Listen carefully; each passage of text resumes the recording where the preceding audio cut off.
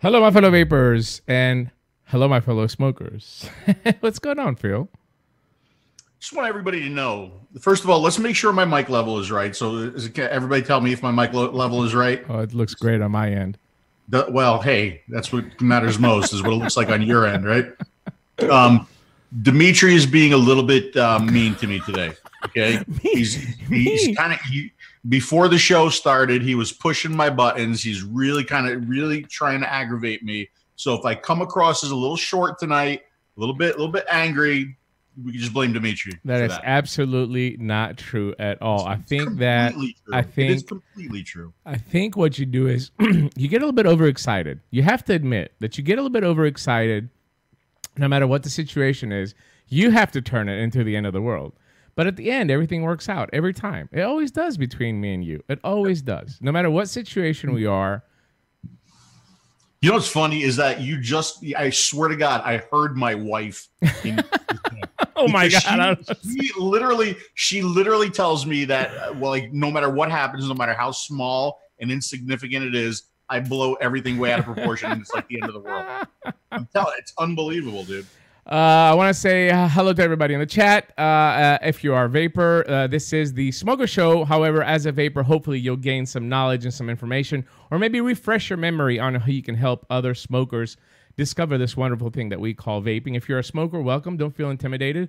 We do have telephone lines. We do have a chat. Everybody here is more than happy and welcome to help you. But if you don't feel like comfortable as chatting or even calling, that's okay. Just observe and try to learn, okay? I know it can be intimidating at the beginning for a lot of people.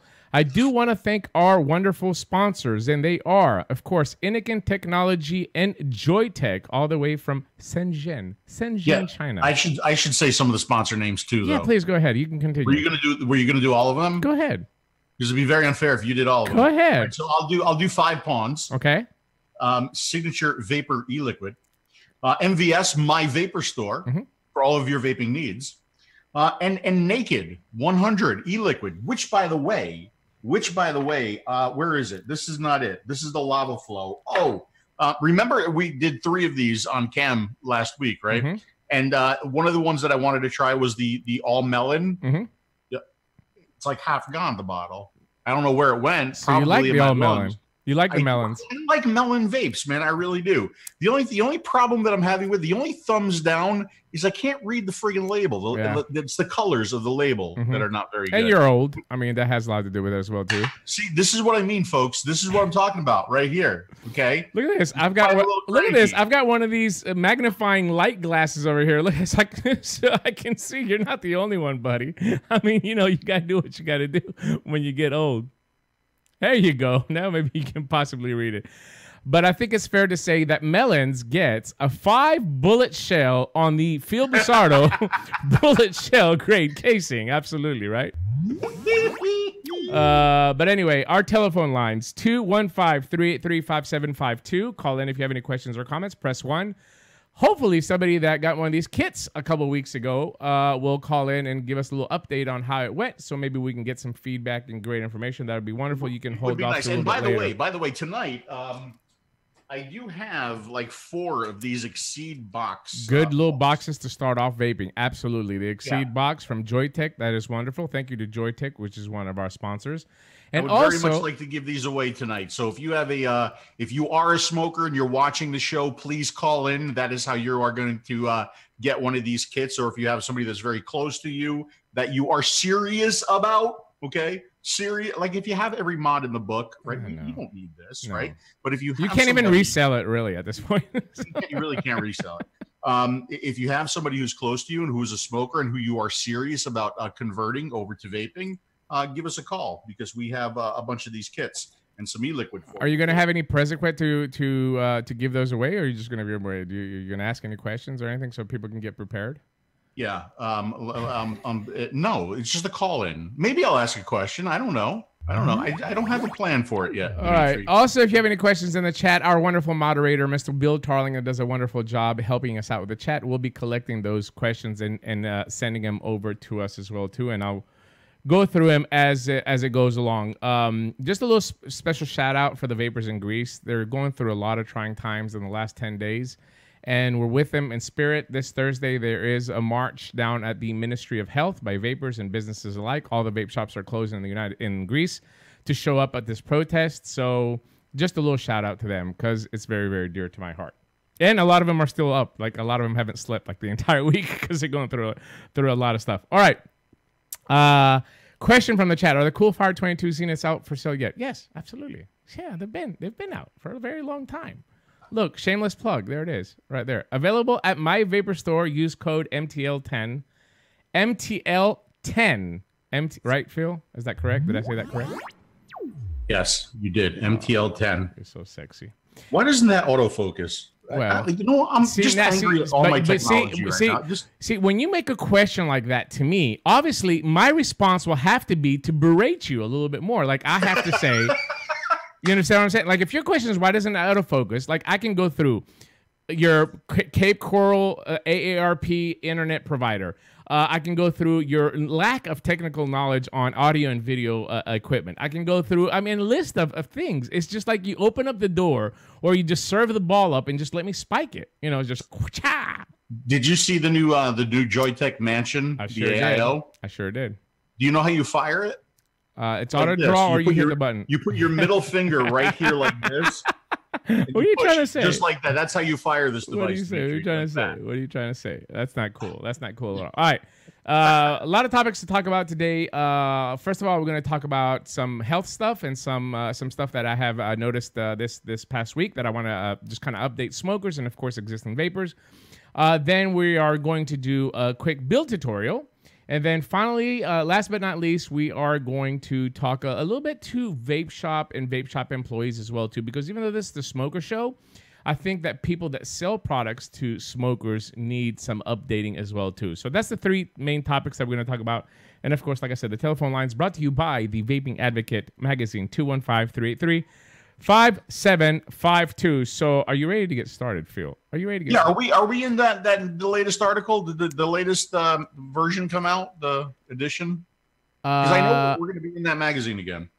Yeah, well, I have just a couple things that I want to bring up instead of doing that, since we do have that episode up a little bit until it gets updated and we get through that entire thing. What I want to talk about today is that in England, the National Health Service there, the NHS, are doing this huge promotion. They're calling it Stoptober. Stoptober. Obviously, for October, they take the oct out and they put stop, trying to get people to quit smoking in the month of October. And this is the official NHS UK website. Now, what you're going to notice here is, much like the websites here in the United States, like the American Lung Association, the American, Cancer Association, and the FDA and all that, they're encouraging their people, their citizens, to quit smoking. But one of the things that you're going to notice that's different on this side versus here it comes. Our here comes websites, the difference. E-cigarettes for quitting. E-cigarettes are a great way to fight cravings and to carry a small fraction of the risk of e-cigarettes. And by the way, wait, go back to that because it's important. The wording is important there too. Sure.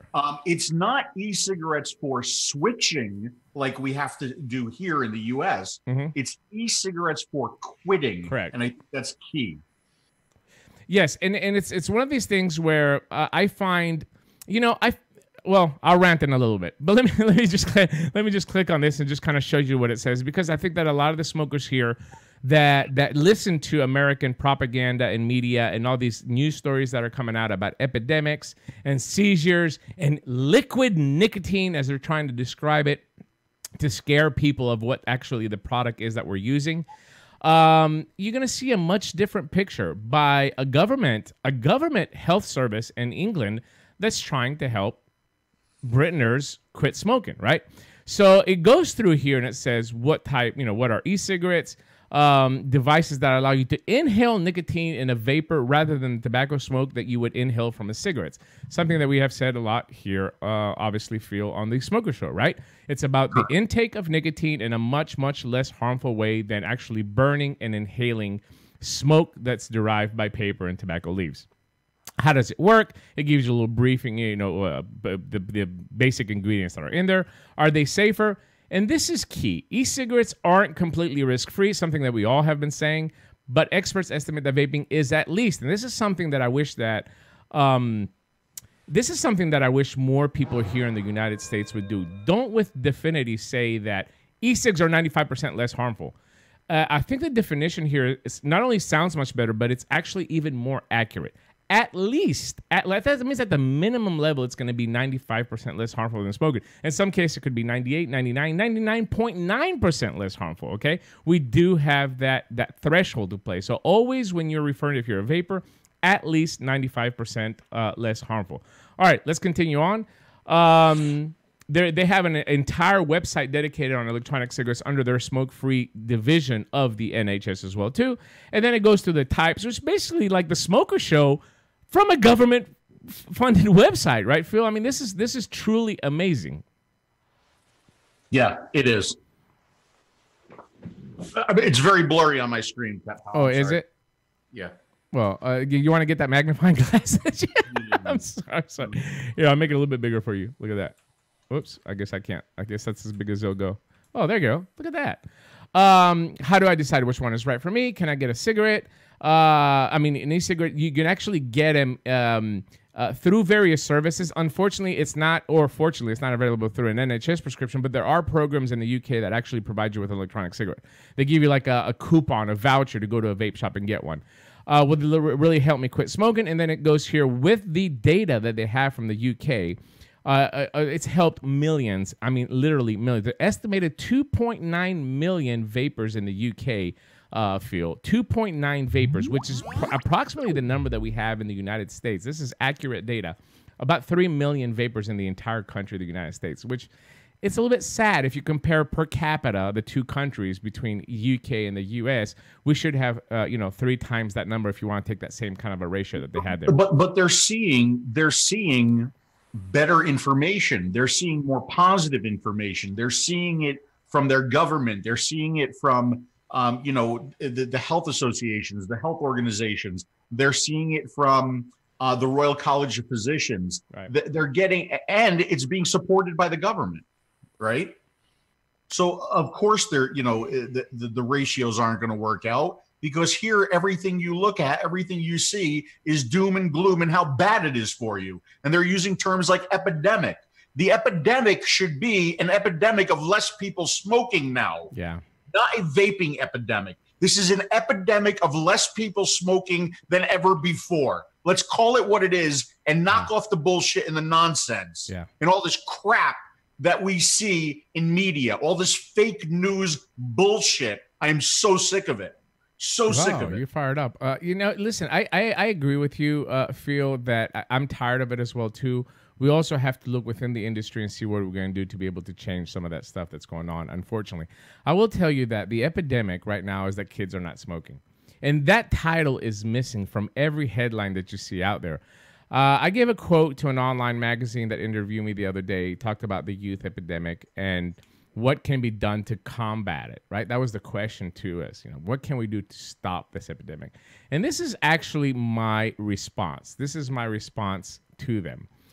The FDA should simply enforce the laws. If you look at the letters that the FDA sent to the people that sold the underage, the majority of these are physical locations. Over 75% of the letters went to physical locations. And out of those 75%, the majority of them, like up in the 90% range, were C-stores, gas stations, and smoke shops, right?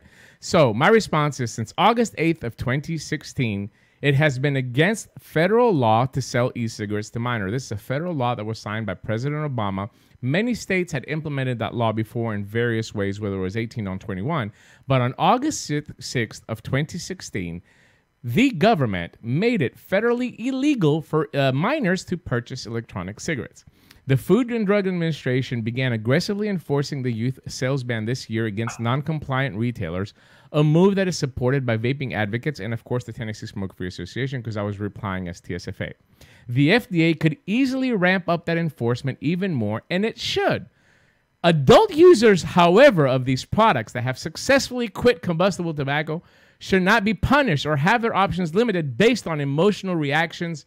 This debate should include facts and sound science. And unfortunately, the moves that the government here that it's doing is not based on facts and science. The complete opposite, if you want to look at that, a complete opposite of a government taking science and facts into consideration, just look to the UK and look to the Stoptober. One of the reasons why I brought the Stoptober up, I made this post on my Facebook today, Phil, and I just made it like an hour ago, so I haven't gone back to look at the comments. Why aren't more vape shops in the United States piggybacking off this movement in the UK and draw more? I mean, everybody's complaining about their business. Oh, people are buying stuff online and my business is hurting, when you're not bringing in potential new customers. And we'll touch a lot of that on the end of towards the end of the show. But on this particular movement, why are not more shops saying, hey, guess what? The NHS in the UK is running Stoptober. So for us to celebrate, come on down. We'll help you switch if you're afraid to make a statement. You don't, again, the law does not prohibit you from referencing somebody else. Why don't the vape shops here and the businesses here piggyback on this and draw more smokers into your business and convert them into vapor? You know, if I had a vape shop, if I owned a vape shop, I would have a wall, and not a wall of e-liquids. That would be another wall. But on the other wall, the opposite side of e-liquids, there would be all of the, you know, those folder things that like you can hang on the wall and you put pieces of paper in them and you could like pick out flyers and stuff like that. There would be an entire wall of positive vaping information, studies, and facts. Yeah. That's what I would have in my vape shop. And then if anybody came in and asked, is this, you know, is this good for me? Is this safer than, you know, a traditional tobacco cigarette? I would say, go to that wall. I can't say anything because I'm stifled by my government. Right. Okay. Because my government does not protect my freedom of speech. But go to that wall and read some good information and read some good data and see what the Royal College of Physicians did. And go look there. I think that would be a very important wall to have in your vape shop. Should I put that in between the poster of the boobs or between the poster of the clouds, bro? Should I put it like, where should I position it in between? You have to get people's attention first. Make sure. You need to get their eyes to look in that direction. You know, I have the solution. I have the solution for this epidemic of young people vaping, picking up vaporizers. I have a solution. Okay. Number one, stop selling them to minors. Yeah. That's number one. Okay. Because it's against the law. All right. Now, if we find somebody who sold to that minor, let's make an example of them. So here's what we're going to do. We're going to find who sold it to them. We're going to find the parents, and we're going to find the kid too. Yeah. Okay. We can solve the problem, but difficult decisions need to be made and need to be implemented to solve problems like this. Okay. Because look, in this bottle right here, I have the cure for cancer. Okay. This bottle can cure cancer. However, okay, it will only cure cancer for anybody who is 18 and over. If I give this to anybody who is 17 and under, or 18 and under, it will kill them. It will kill them instantly. Okay. So what do we do? Do we ban the product, or do we figure out a way to get this to adults? I'm sick of it, Dimitri. Brother, let me tell you something. I am approximately 800 miles away from you right now, and I feel a little bit scared. I'm glad I'm not in the room with you, but listen, I totally understand how you're feeling, and I think a lot of people are frustrated as well, too. All we can hope is that we try to push out the positive message. We're hoping that the vape shops will turn it around. We're hoping that smokers in the United States will stop believing the propaganda and look to this product if they can't quit with the available methods that are out there. And hopefully this little show here, this little speck on the internet, will help as well, too. I see that we have somebody on the telephone line. Let's go ahead and bring him in. 860, you are on the air with Dini and Cranky Phil. I'll be here. Hey, how you doing? Great. How are you? Who's this? This is Ricky. Hey, Ricky. What's going on? How are you guys? If we were any better, it would be illegal, my friend. Oh, yeah, you're telling me. I know. So what's happening? I'm frustrated. Nothing. I just called in. I figured I would. I've been trying to convert my mother to vaping for quite a while now. She won't give up the cigarettes. I get her to try here and there, and she gives it up. She doesn't like the wicking and all that. She wants just to plug it in and go. She's an older lady. Yeah. So what have you given her? What have you given her to try?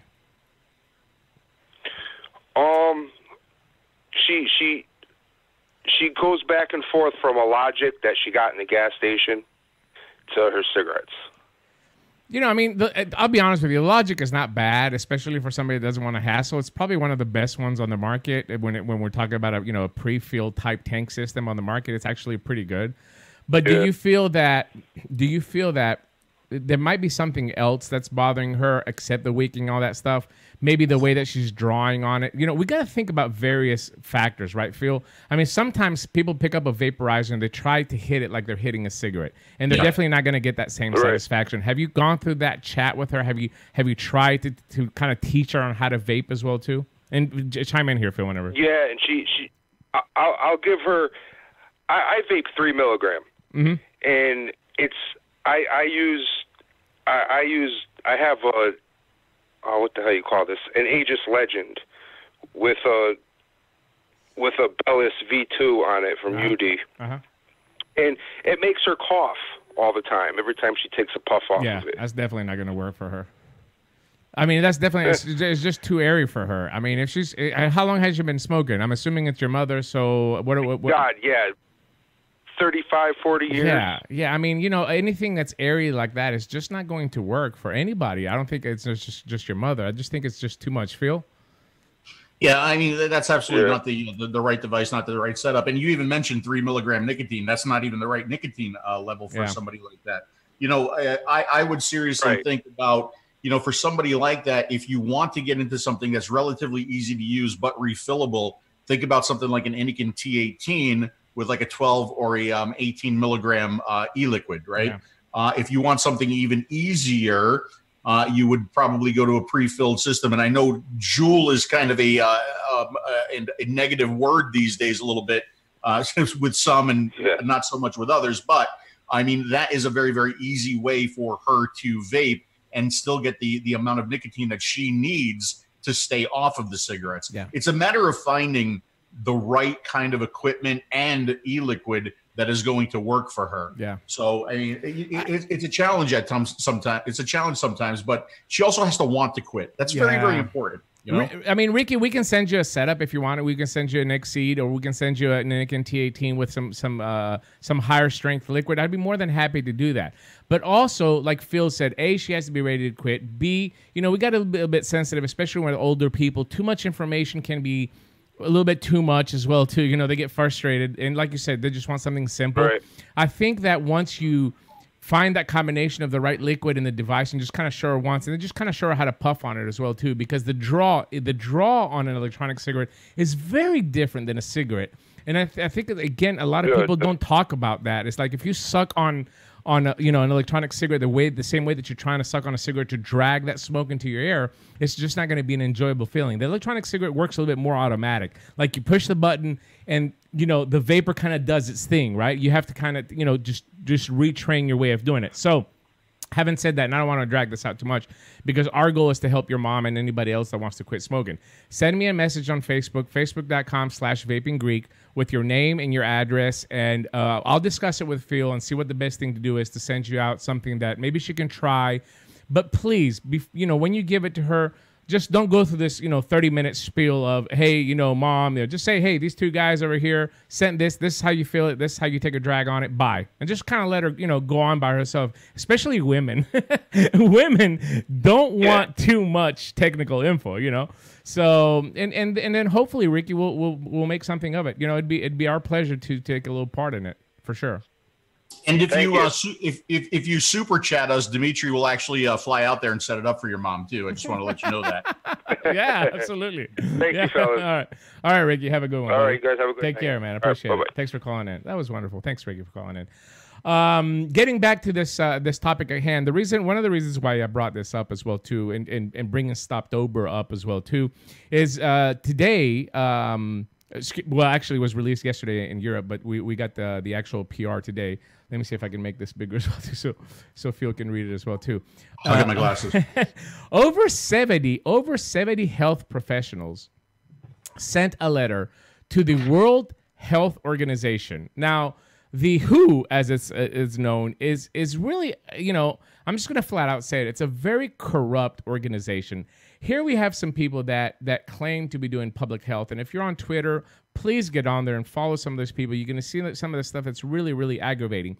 But here we have a group of people, of health professionals that claim they're doing, everything in their power to help people quit smoking, and they don't start, a youth of addiction, and they really believe in saving lives. Yet they have completely dismissed less harmful tobacco harm reduction strategy. Completely. In fact, they have banned them from the meetings.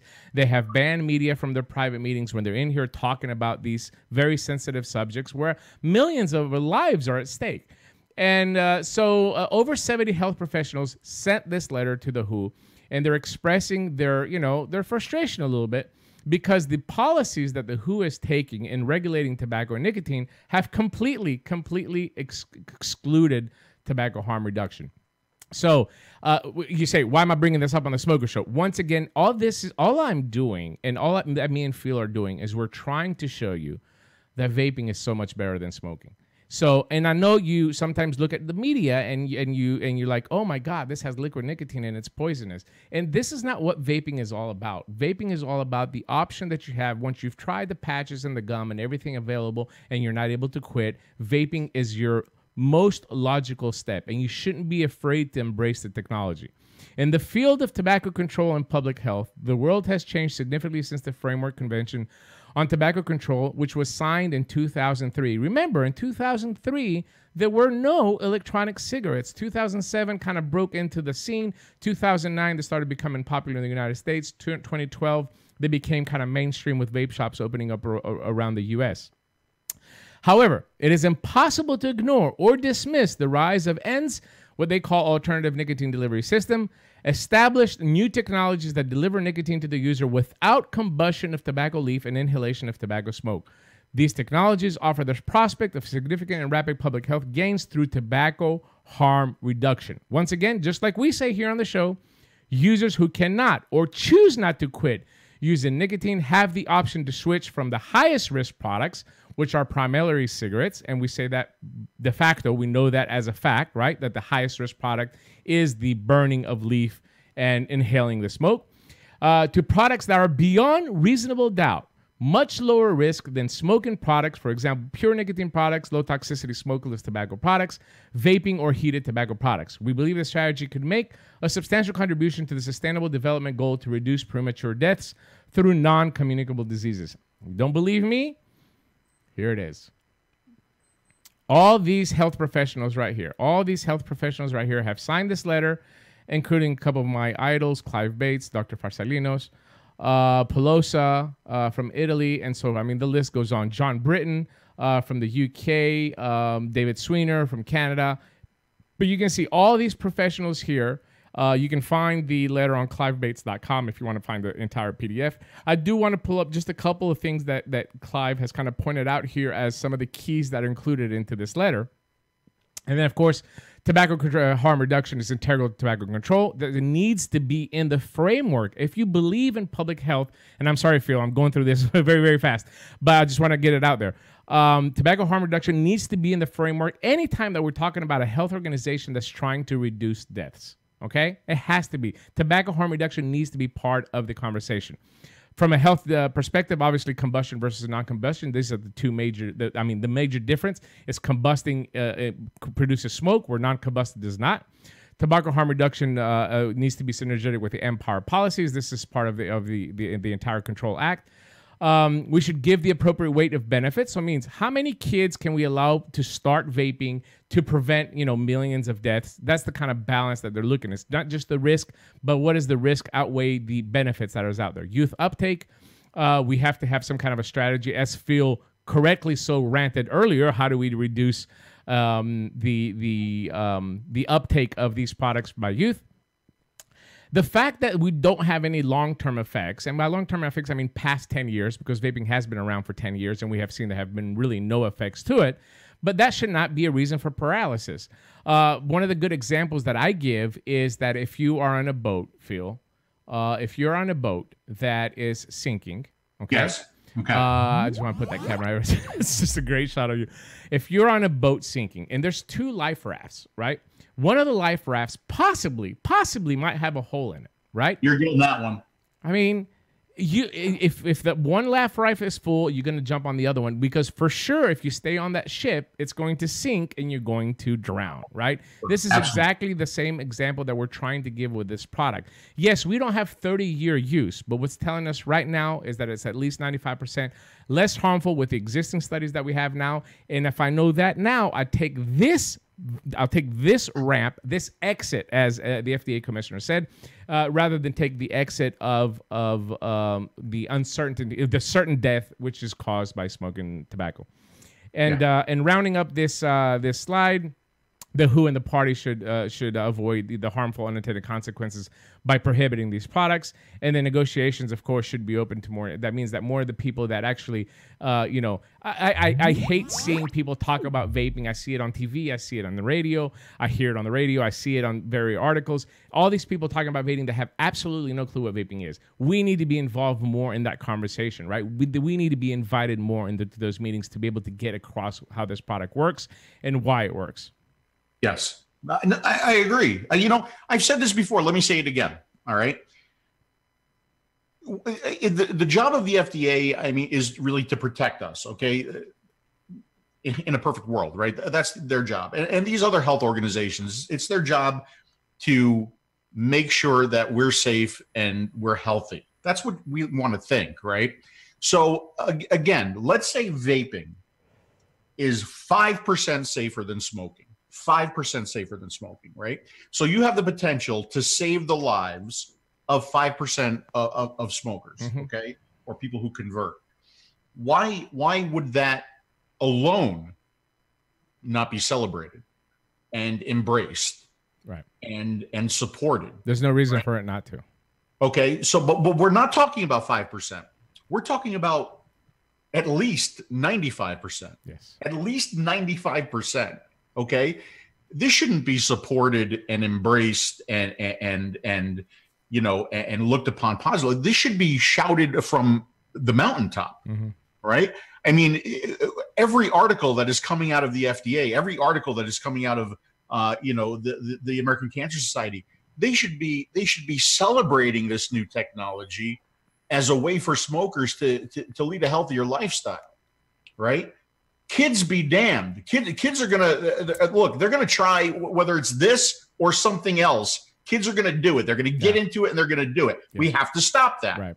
And I think we have to take the hard actions and the ugly actions to stop that. Right. But don't take this product away. And don't try to ban this product and regulate this product out of existence and take our flavors away. Yeah. Okay. Because this works. Yeah. This works. You want to test somebody? Test me.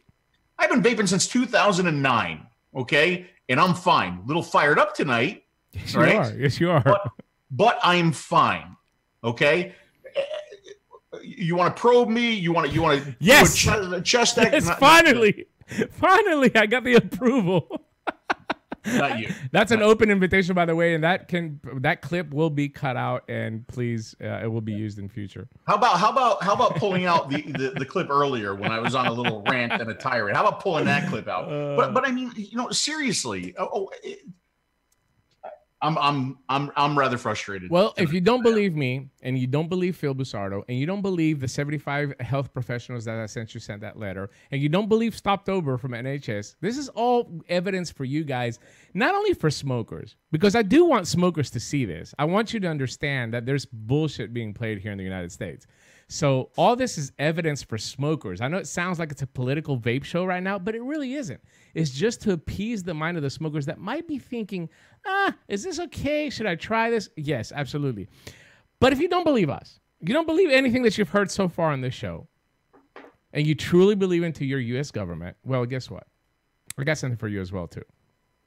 This is the FDA current commissioner, Dr. Scott Gottlieb, saying in an interview last week, if you could take every adult smoker and fully switch them to electronic cigarettes, that would have a substantial public health impact. Also, Mitch Zeller, 2014, I was there at the TMA where he said, if we can get all of those people to completely switch all of their cigarettes for one of these non-combustible products, electronic cigarettes, that would be good for public health. So I think the reason why I'm showing you, these are actual quotes. I'm not making this up. The sources are linked on there. I have this on my Instagram as well, too. If you want to regrant it, please do. I'd rather see this be shared 1,000 times than that giveaway with the boobs on there. I swear. Just follow me on Instagram at Vaping Greek. But the reason why I put this up there, these are the two people that are in charge of the regulation of these products right now. And we hear all kinds of BS spewing from their mouths when they're trying to overregulate it and take control of this product. But the truth is the truth. Even they can't get out and say that this product is going to kill you like cigarettes, because they know that nicotine is not the issue. Combustion and burning leaf and inhaling smoke and tar is what kills, not the nicotine, period. And it is because of those two statements that you had right there so beautifully laid out. It is because of those two statements that it should be their absolute responsibility to keep this product on the market. Yeah. Go ahead. I'm sorry. I was making a very serious statement. I'm sorry. I was getting ready for the commercial break. Music on top of me, really. I'm sorry. Go ahead. Finish your thought. No, I lost the passion there. But no, it should be their responsibility, based on what they just said, okay, to keep this product on the market, to keep it available for people to buy and try, or try and buy, right, and to keep the flavors on the market. And all of the different ways and options and just all the different possibilities that you have today in the world of vaping, all the different kinds of products and the different kinds of devices and the different kinds of e-liquids, all of those things that attracts people because they can find exactly what they're looking for. A cigarette is a cigarette for the most part. Sure, they all taste a little bit different. They come in different colored boxes, but they're all the same. Vaping, you can tailor this and customize this to yourself and your person and your personality, unlike you could ever do with a cigarette. But never mind all that stuff. It's a safer alternative. Okay, a substantial. What was it? A substantial public health improvement benefit. Yes. Okay, if we can get all current smokers to quit Yes. and switch over to vaping, Yes. it's your responsibility. I'm talking to you, FDA. It is your responsibility to keep this on the market and keep it available for adult smokers who want to find a healthier alternative. At Scott Lieb, at Scott Lieb, at Gottlieb Scott on Twitter if you want to tweet him this episode after it's done. By the way, do us a favor, give us a like and a share if you do enjoy this episode as well too. And let's give 30 seconds to Phil to to calm down. We're going to be right back.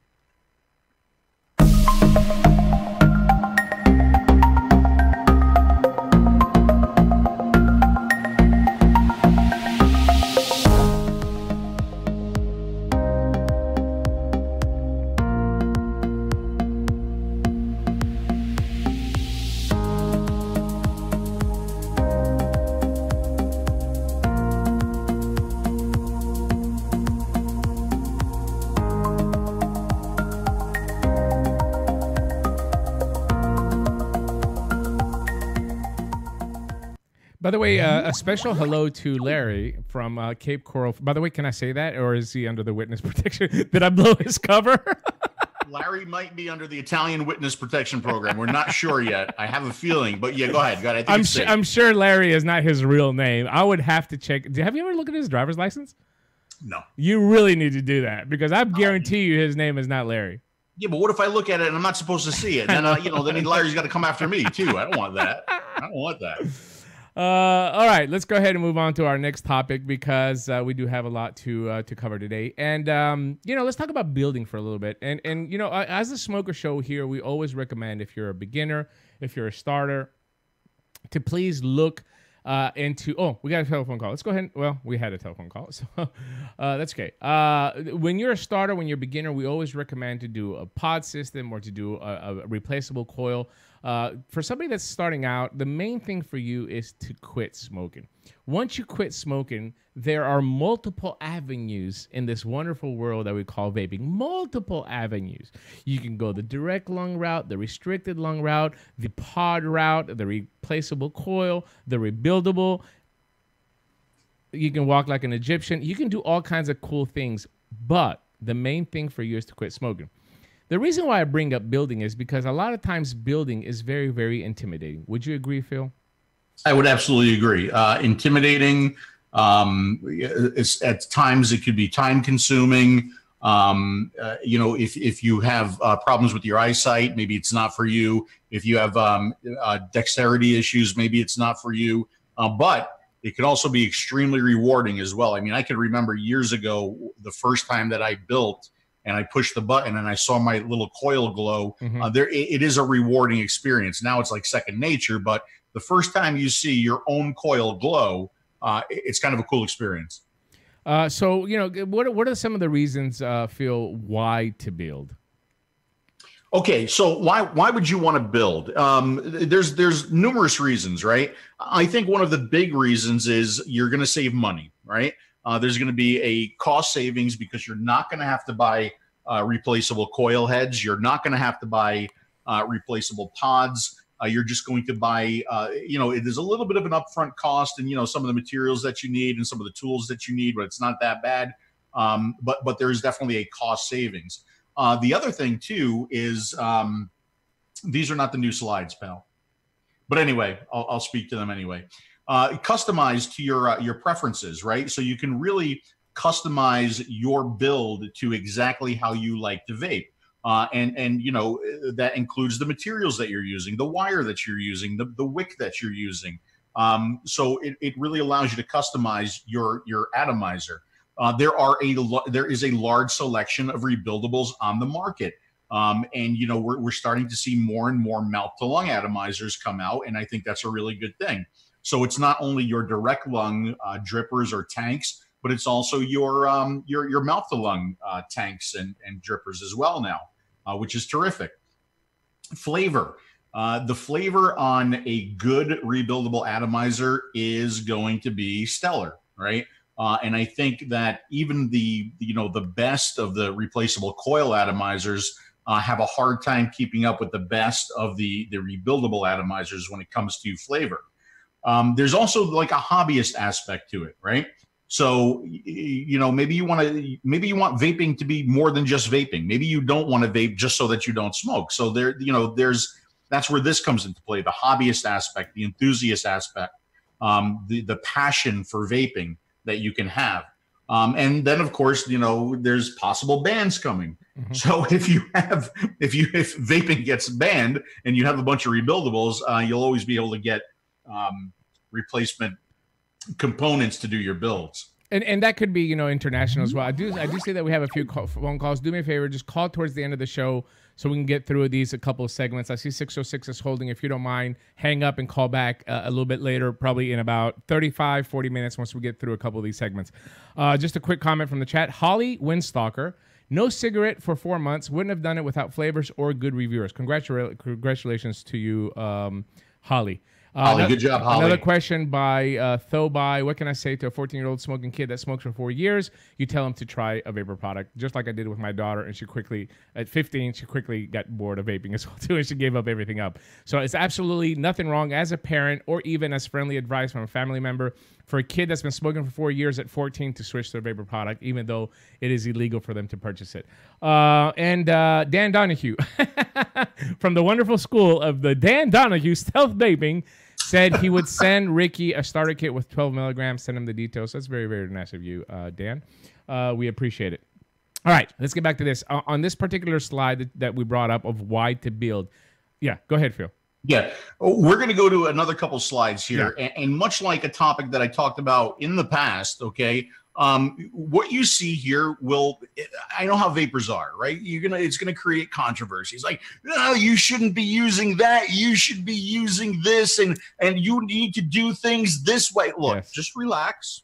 Like I need to do tonight. Just relax a little bit and understand that we're going over basic stuff. Correct. Okay. Building for basics or basic building, right? Yes. Nothing complex. No, crazy wires or crazy twisting anything. And like somebody saw, don't you need a drill to build? Yeah, like if you want to stretch wire out and like twist it and everything, sure. Okay, I'd love to see you do that. But you can't even shoot a video without breaking a vase. What are you going to do? You're going to destroy the whole house. Go ahead. I'm sorry. Go ahead. But you know, I mean, just try to keep the comments down and try to understand what it is we're trying to do here. Okay. Yes, absolutely. And that's why in the title and in the blurb of the show, it says a step-by-step introduction. This is exactly what it is. But I do want to get back to this slide for me personally, because it's always really nice to talk about personal experiences as well too, right? Because I think that's very, very important. When we're talking about building, right? When we're talking about building, for me, two things here stand out. Number one, vaping can be more than just vaping. I found myself when I really kind of dove into the 𝗘-𝗏, which was kind of my introduction into rebuildables. I mean, we had a couple RDAs that we played out around, but what I found with the 𝗘-𝗏 was the entire process of learning how to build it, right, and perfecting my coil was another way for me to keep my mind off cigarettes.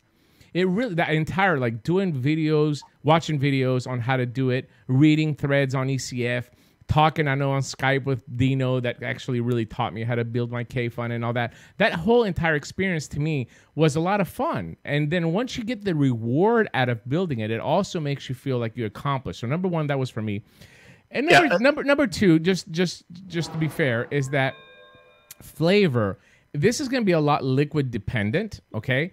But if you know me, and if you know me from years, I'm a menthol freak, and I like a little bit of, you know, either fruit, or one of my all-day vapes is a mojito vape that's very, very powerful on menthol. Building actually brings up a couple of the notes that I can't get from a replaceable coil because my liquid is very, very specific. So for me personally, for Dimitri personally, using the Aries at 16.5 watts that I have it now for my all-day vape liquid is the best flavor that I can get. Or if I use the 𝗘-𝗏, there's other atomizers out there that mimic that same thing. But for me, that particular flavor has become my cigarette, my all-day vape, because I absolutely love the flavor. Not that I can't go with a replaceable coil if I have to, absolutely. But when I'm vaping for the pure enjoyment, which is something that we always forget, unfortunately, as an industry to mention, vaping is great. It's enjoyable. For my enjoyment, this is my favorite way of vaping. Let's go. Hey, come to my camera here for a second. There, yeah. First of all, how many watts are you vaping at? 16.5. I'm vaping at 440 watts. Oh, wow. Look at that. I don't know if you can see that or not, but that there, Yes. 440 watts. That's Look at great. that. Obviously, I'm running this in temperature control, but Dimitri made some really interesting points there. That the whole process of the 𝗘-𝗟𝗏 and working on his build and perfecting his build and working with other people. And the interesting thing about all of that is he's been at it for 4 years and still hasn't perfected his build. But another important thing to note about building too, it's not for everybody, right? Some people just don't have the patience, the dexterity, and that's fine. And also, you might go through this thing when it comes to building, right? You might be like on a building high, and this happens to me a lot, right? Where you know what, I just want to build. I just want to build it. I just want to reuse my rebuildable, and that's kind of all I care about today. Tomorrow, you know what? I just don't want to be bothered with my rebuildable. I don't want to be bothered by changing the cotton and putting in a new coil. I just want to use a replaceable atomizer, a replaceable coil head atomizer, and that's okay too. Other things that you might find, like when you just get started in vaping, you might have a passion to perfect that build and create that build, right? And you have no problems building. And then as you progress with vaping and as you progress further and further, and maybe as you get a little bit older, all of a sudden you don't want to be bothered with building anymore. And the good news is at this point, because remember when rebuilding started, okay, it was really a way to bring out the best of your e-liquid, the best flavor possible, the best performance possible, the most vapor possible. I mean, that's really where building started. That was the purpose of building. Now, there's a lot of good stuff on the market that will get you an excellent vape without having the need to build. And I hope that makes sense too. So again, very, very important to note, even though we're going to talk about building in this segment and on this show, it is certainly not something that you have to do to get a good vape. Okay. Absolutely. Very well said. And keep in mind, again, this is going to be brief, just a little introduction. We're going to do a little show and tell. But we always have to start off with, what are we going to need to build, Phil, right? What kind of necessary tools are we going to need to go through this process? Well, we start with glasses. So what do you need? Well, I mean, the first thing you need is a rebuildable, right? I mean, that's kind of important. You could have all your wire and all your cotton and all your tools, but if you don't have anything to put all that stuff in, it's going to be kind of useless for you. So an RBA, a rebuildable atomizer. And those come in a bunch of different flavors. I have a couple here, RDA, RTA, and RDTA. What do those stand for? Rebuildable dripping atomizer, rebuildable tank atomizer, rebuildable dripping tank atomizer. And we talked about that in the last episode as well, too, in extension. Well, of course. And we're going to go over material over and over and over again on this show because, hopefully there are new smokers joining us every week or every other week. So what else are you going to need? You're going to need your wicking material.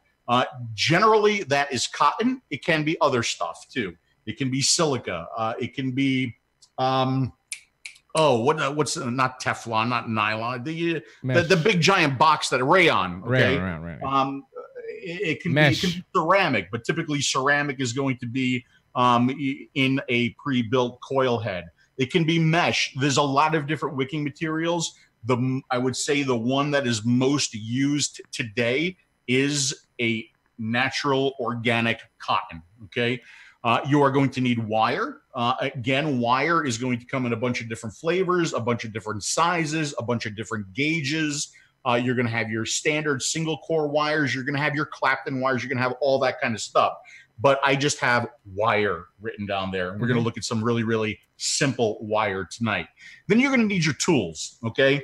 And I think this is kind of a bare minimum of the tools that you're going to need. So you're going to need a resistance reader. And I think that's important because you want to know what the resistance of your build is. Now, of course, if your device reads the resistance and can show it to you, you can use your device as a resistance reader, right?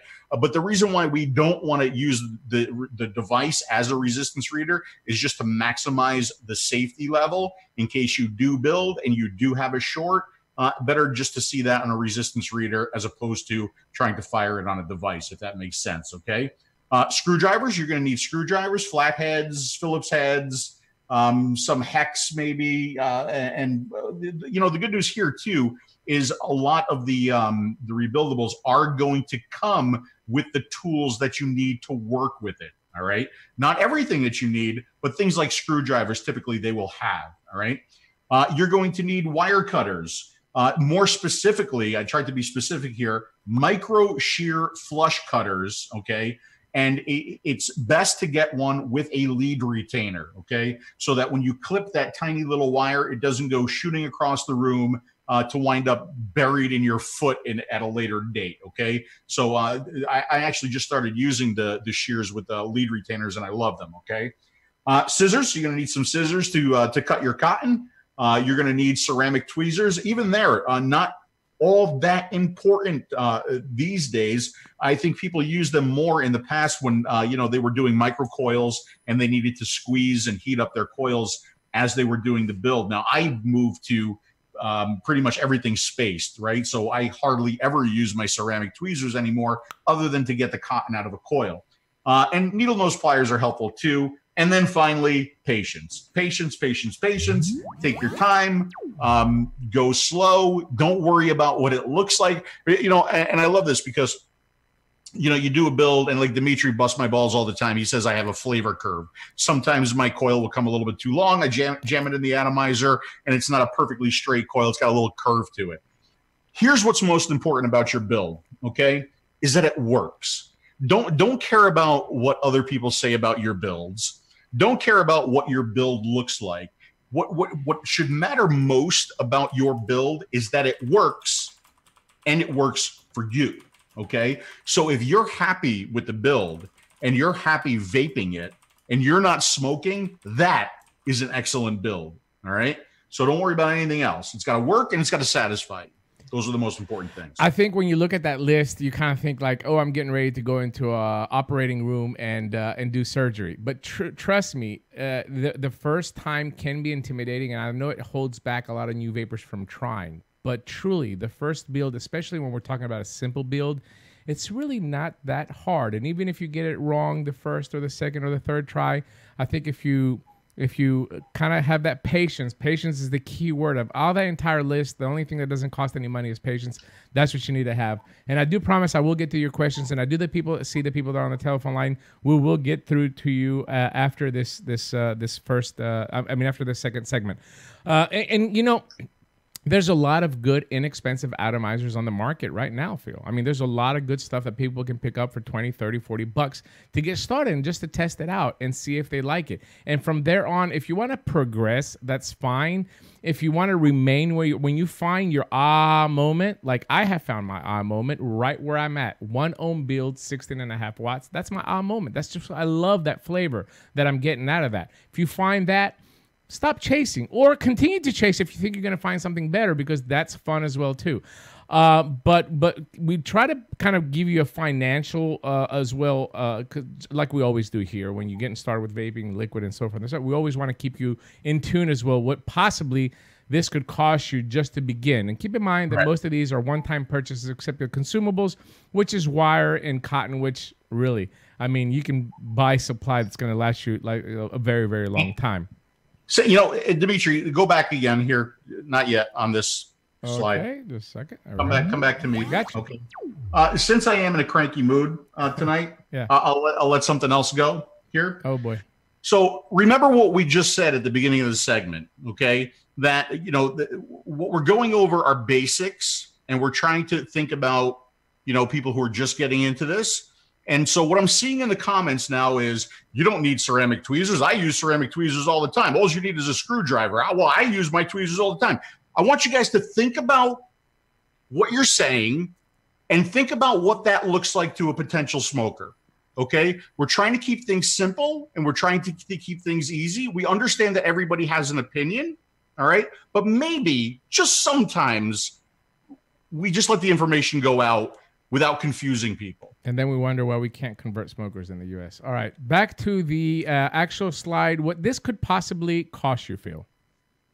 Okay, so you can certainly go out and you can certainly buy all of your components and your pieces and your parts individually, but they do make building kits that are actually very, very good these days, right? So the one that I pointed out here was the Coilmaster DIY kit, the version 3.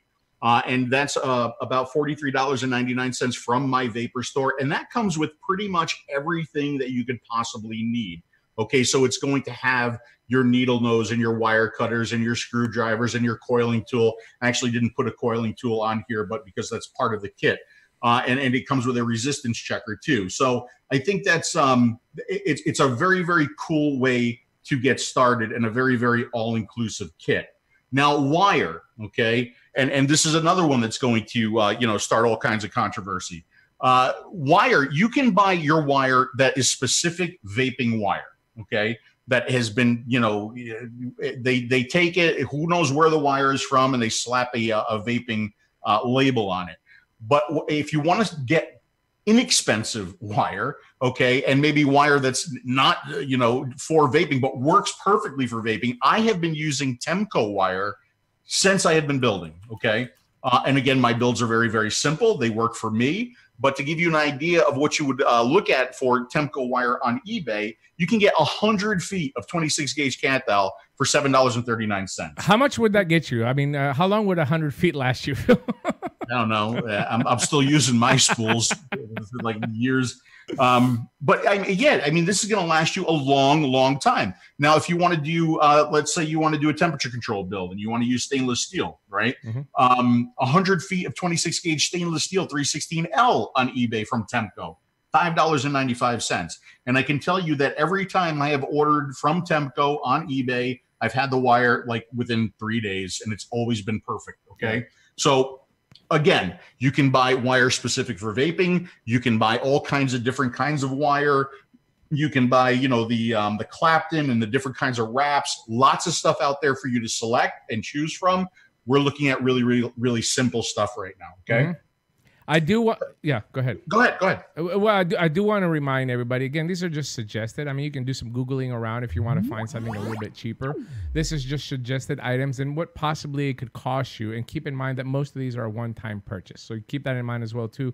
Because, once again, we have to weigh what it's going to cost using a replaceable coil versus building your own. If financial is an issue, and for some people it could possibly be, okay? So keep that under perspective as well, too. That always trying to make your own comparisons. Cigarettes, vaping, and then when you get into vaping, how much do you want it to cost you? And you have to keep in mind of what the costs are going to be. Right. So, all right. So let's go back to the slide. Okay. There we go. Slide. Here comes the slide. All right. So cotton, again, lots of different cottons, a lot of different cottons out there pouched and labeled specifically for vaping. Right. And, I've had some good luck with those cottons. I've had some okay luck with those cottons. Dimitri turned me on to a new cotton that seems to work really well. I think as your builds become more complex, or maybe you're trying to wick, a liter of e-liquid with every puff, that might get more important. But I'm looking at inexpensive here and ways to get started. All right. So Japanese organic unbleached cotton is what you want to search for.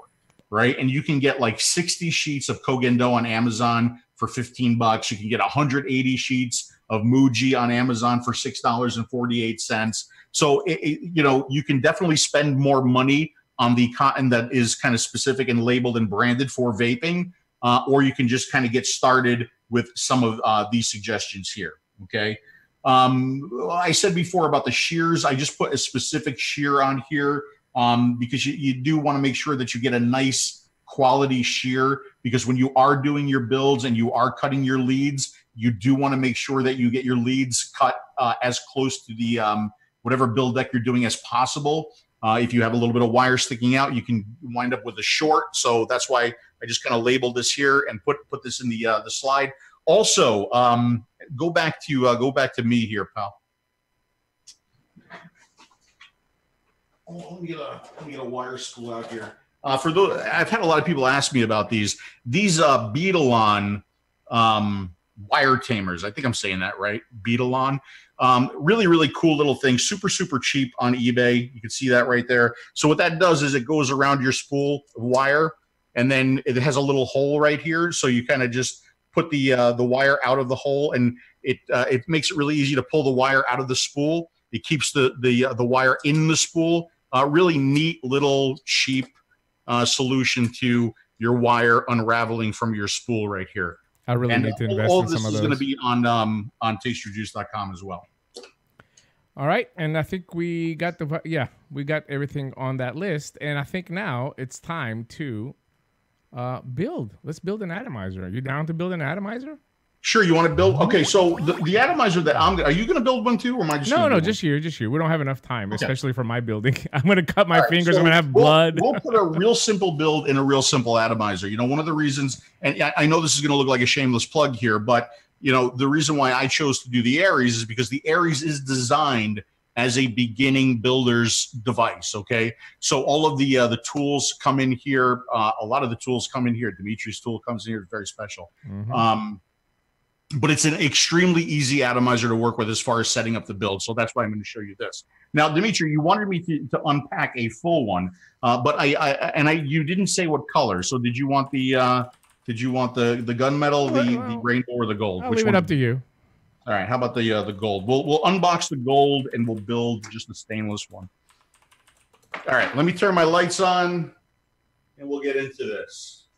This is where you go ahead and talk now. Yeah, well, I think it's kind of funny seeing you turn the lights on. It's funny because we were trying to fix this shot before the show started, and I knew for a fact that lamp was going to fall and bust another vase, but thankfully so far it has not done so. So that's the one right there. That's the one. Yes, that's the one. Yes, absolutely. And we do have a zoom cam. Look at that. Look at that. Boom. All right. Just make sure you don't cut your fingers. I just wanted to yeah, I'm not you. Okay.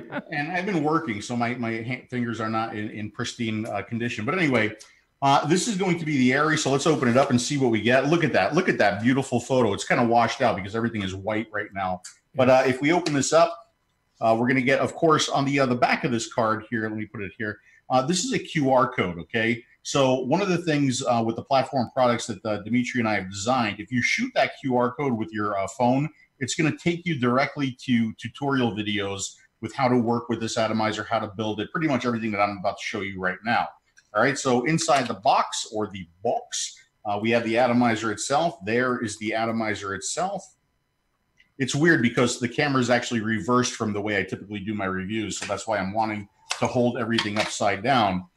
Inside or underneath here, we're going to have your Anikin vape band to protect your glass. We are going to have this bag right here. This bag is going to have your spare mouthpiece or your different shaped mouthpiece. It's going to have your smoked glass. It's going to have some spare different color O-rings in there for you as well.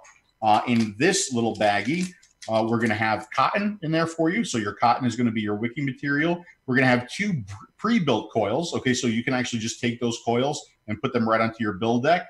And we're also going to have a section of loose wire here as well for you to create your own coils. All right, and then this little baggie here, we have some tools, okay? So we're going to have your screwdriver. We're going to have the fill build tool, okay, which is just kind of 2 sides here. One is a 2.5 millimeter, one is a 3 millimeter, just for you to wrap your wire around. When I do this build, I'm going to show you a coiling tool, which I highly recommend. And then we have Dimitri's build tool, which is more like a screw. So this is to create spaced coils easily. I just want you to see that with this kit, you do get pretty much everything that you need. Now, if it were up to me, I would include scissors and a wire cutter with the kit as well. But Dimitri smacked me in the head and brought me back down to reality. All right. So let's put all this aside, and we'll go ahead and take out this stainless one, and we will put a build in here. So I'm going to unscrew. Build it, baby. I'm going to unscrew the base here, and this is your build deck. And I hope that you guys can see that. Okay, how's the lighting looking there, pal? It could be better, but yeah. I think a lot of it has to do with the internet too, okay. And the frame rates and everything. So let's go ahead and just dry that off a little bit. This is one that I've used in the past. And this is what we're going to put a build in. So what I'm going to use for this build, I'm going to use my Coil Master tool, or a coiling tool. It doesn't have to be a Coil Master. This is actually one from Geek Vape. And what this tool does, it allows you to easily create a coil without kind of manually wrapping it around the shaft, okay? So I have a section of wire here, and I'm going to just build a basic wattage mode build. So I am going to build a spaced single core And you're using the 26 gauge wire, which we recommended in the slide, which is very, very easy to use because it's a little bit more stiff and it's easier to make wraps. It's my preferred wire as well, too, when I'm building atomizers, especially this is for a beginner. We want to get it to a resistance because it'll be comfortable to them, to mouth to lung, kind of transitioning from a replaceable coil. And this is a very highly recommended wire, the 26 gauge 𝗘𝗏. Yeah, so in the past, I was actually using, when I started building, using a 28 or even finer. But what I've come to realize is that the 26, it is a little bit easier to work with. And the main reason is because it holds the coil better, okay? So that when I release the tool, it just doesn't all come out. It kind of holds, it does hold the spring or the coil better. So this tool comes with a bunch of different shafts here. It comes with a bunch of different little caps. And you can see here, this is the 2.5 millimeter. Here's the 3 millimeter. And you can basically choose what shaft that you want. That winds up being the diameter of your coil.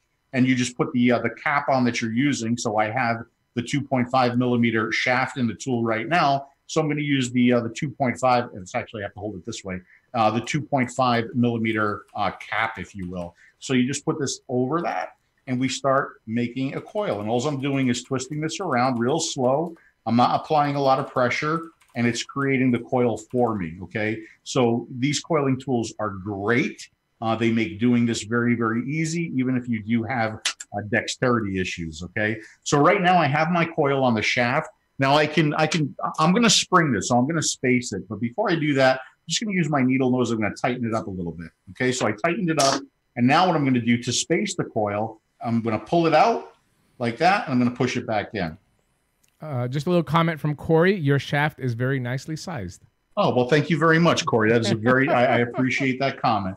So now once I've spaced my coil, and that's all it takes to space, just pull it out, right? Stretch it a little bit and push it back in, and that's going to wind up being a perfectly spaced coil. So now I'm going to remove the lead from the coiling tool, and I'm going to clean my leads, okay? So all I'm going to do is I'm going to pull like that, and I'm going to pull like this, and I'm taking wraps out of the coil, but I'm also straightening out my leads, okay? Now you can see that I do have a lot of wire on here. The good news is wire is super, super cheap, right? So you're a little bit wasteful there. I don't mind the waste. I really don't mind the waste. And believe me, it does make working with these coils and building these coils a little bit easier. I think that's the good thing about it is that a lot of people, if you cut it too short, it just becomes a little bit more difficult to work with, and you can mess up too as well too. This gives you the room to play around a little bit with. Right. So now I'm going to use my wire cutters here. And again, these wire cutters have what they call a lead retainer on them. So if I take this wire cutter and I clip the wire, you'll notice that the lead actually stayed with the clippers, right? So that's nice that this wire did not go shooting across the room.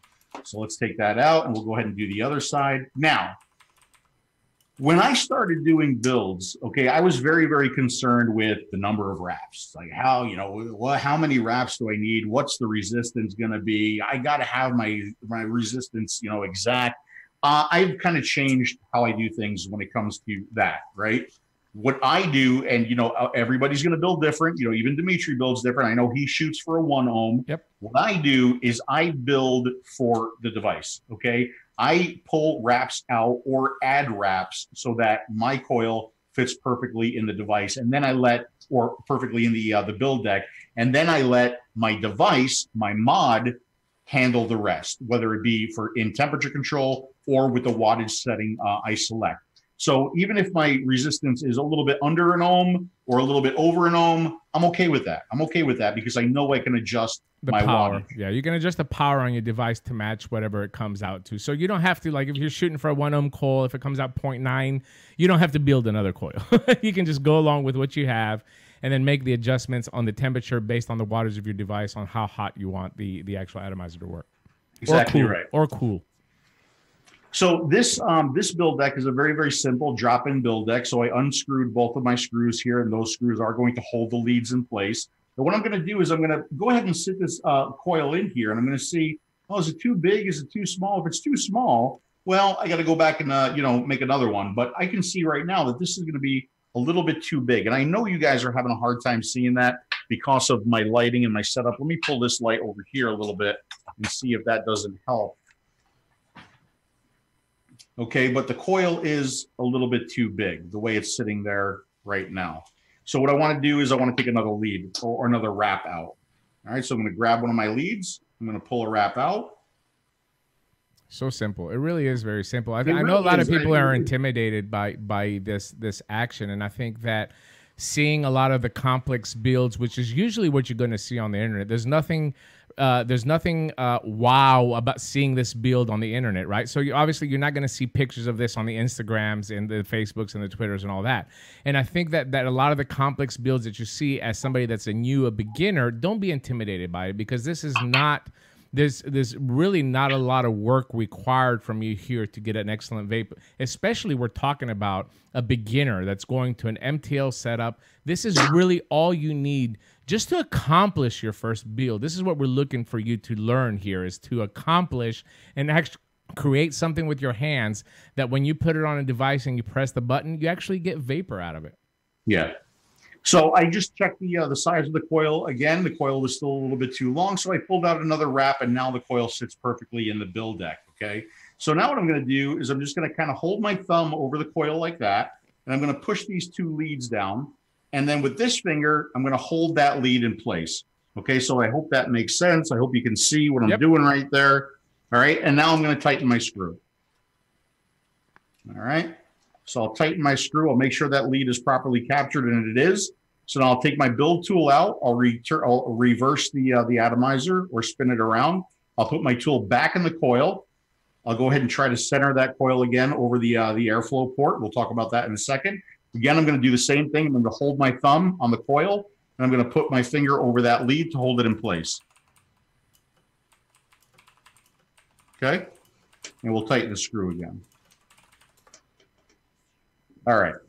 Now, once that's done and the coil is firmly in place, I'm going to trim my leads. All right. So again, this is where you want, a nice pair of shears, because you do want to get that lead trimmed as close to the post as possible. If that lead is sticking out, it could potentially touch the bell. That's going to cause a short circuit. So very, very important to trim your leads nice and close. Now, once my leads are trimmed, you'll notice that my coil isn't perfect in the atomizer yet. This is fine, okay? All I got to do is put my coiling tool back in and just kind of work the coil until it's over the airflow, nice and centered and looking good. And you got a little flavor curve going? No, no curve. That is just a perfect little coil. And you'll notice too that the coil doesn't sit up very high, okay? It's actually very, very close to the air port underneath it, okay? I do find that gives me some really, really good flavor. I agree. All right. And if the coil is a little bit higher, a little bit more off the airflow, that tends to reduce the flavor for me. Okay. All right. So that's how the coil sits. Now, another thing we want to do here, a couple things before I put, and I'm showing you the official way to do this, right? Yes. You can certainly speed things up a little bit, but I'm going to go to my resistance checker. And I'm going to go ahead and screw this on to make sure that I don't have a short. And like we said, if you don't have this actual resistance checker, you can actually use a device that has, that reads actually the ohms of your atomizer, and you can do the same thing. Yep. And I don't know if you can see that, but Dimi, you would be very, very happy with that resistance. Can you see what that is? 0.97. I think it's flashing a little bit for us here, but 0.97. Yeah, that's the frequency. Oh, there we go. There you go. All right. So very, very close to 1 ohm. Now, yes. Before I put the cotton in here, I'm going to do one more thing. All right. Again, this is the official, the safe version of doing this. I'm going to go ahead and put this together. All right. I'm going to put it together, and I'm going to put it back on the tester, and I should see approximately the same resistance. I'm seeing 0.96 ohms. So yes, I am. All right. And the reason why I did that was to just double check that when I put this together and I assemble it, I don't have any shorts. Again, because if we do have a lead sticking out here or sticking out here, and if it comes in contact with the bell, all right, that's going to short out the atomizer. So, you're going to get faster at this, and there's going to be less checking involved, but that's certainly something that you could do. Now, a lot of people will also pulse their coils at this point or glow them. I typically don't do that, all right? To clean my coil, I will pulse it a little bit. But now, because I'm using nothing but spaced coils, they always tend to glow from the inside out without kind of brushing them or without having to monkey with them or squeeze them together with tweezers or anything like that. But, just for the purposes of this video, let's go ahead and take a look at that. So I'm going to turn my lights off again here.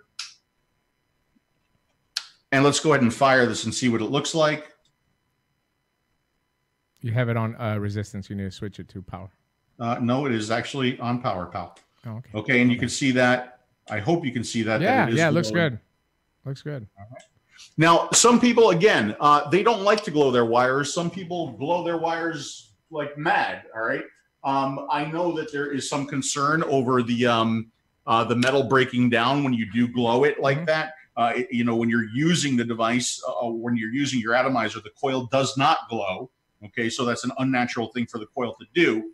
But when you're doing a space coil, much less chance of you having hot spots or shorts. Okay, yes. Hot spot is a short. If some of the if the coils are like touching like right here, when you do fire, you'll notice just like one side of the coil will get hot and will glow red, and it won't glow that nice even red from the inside out.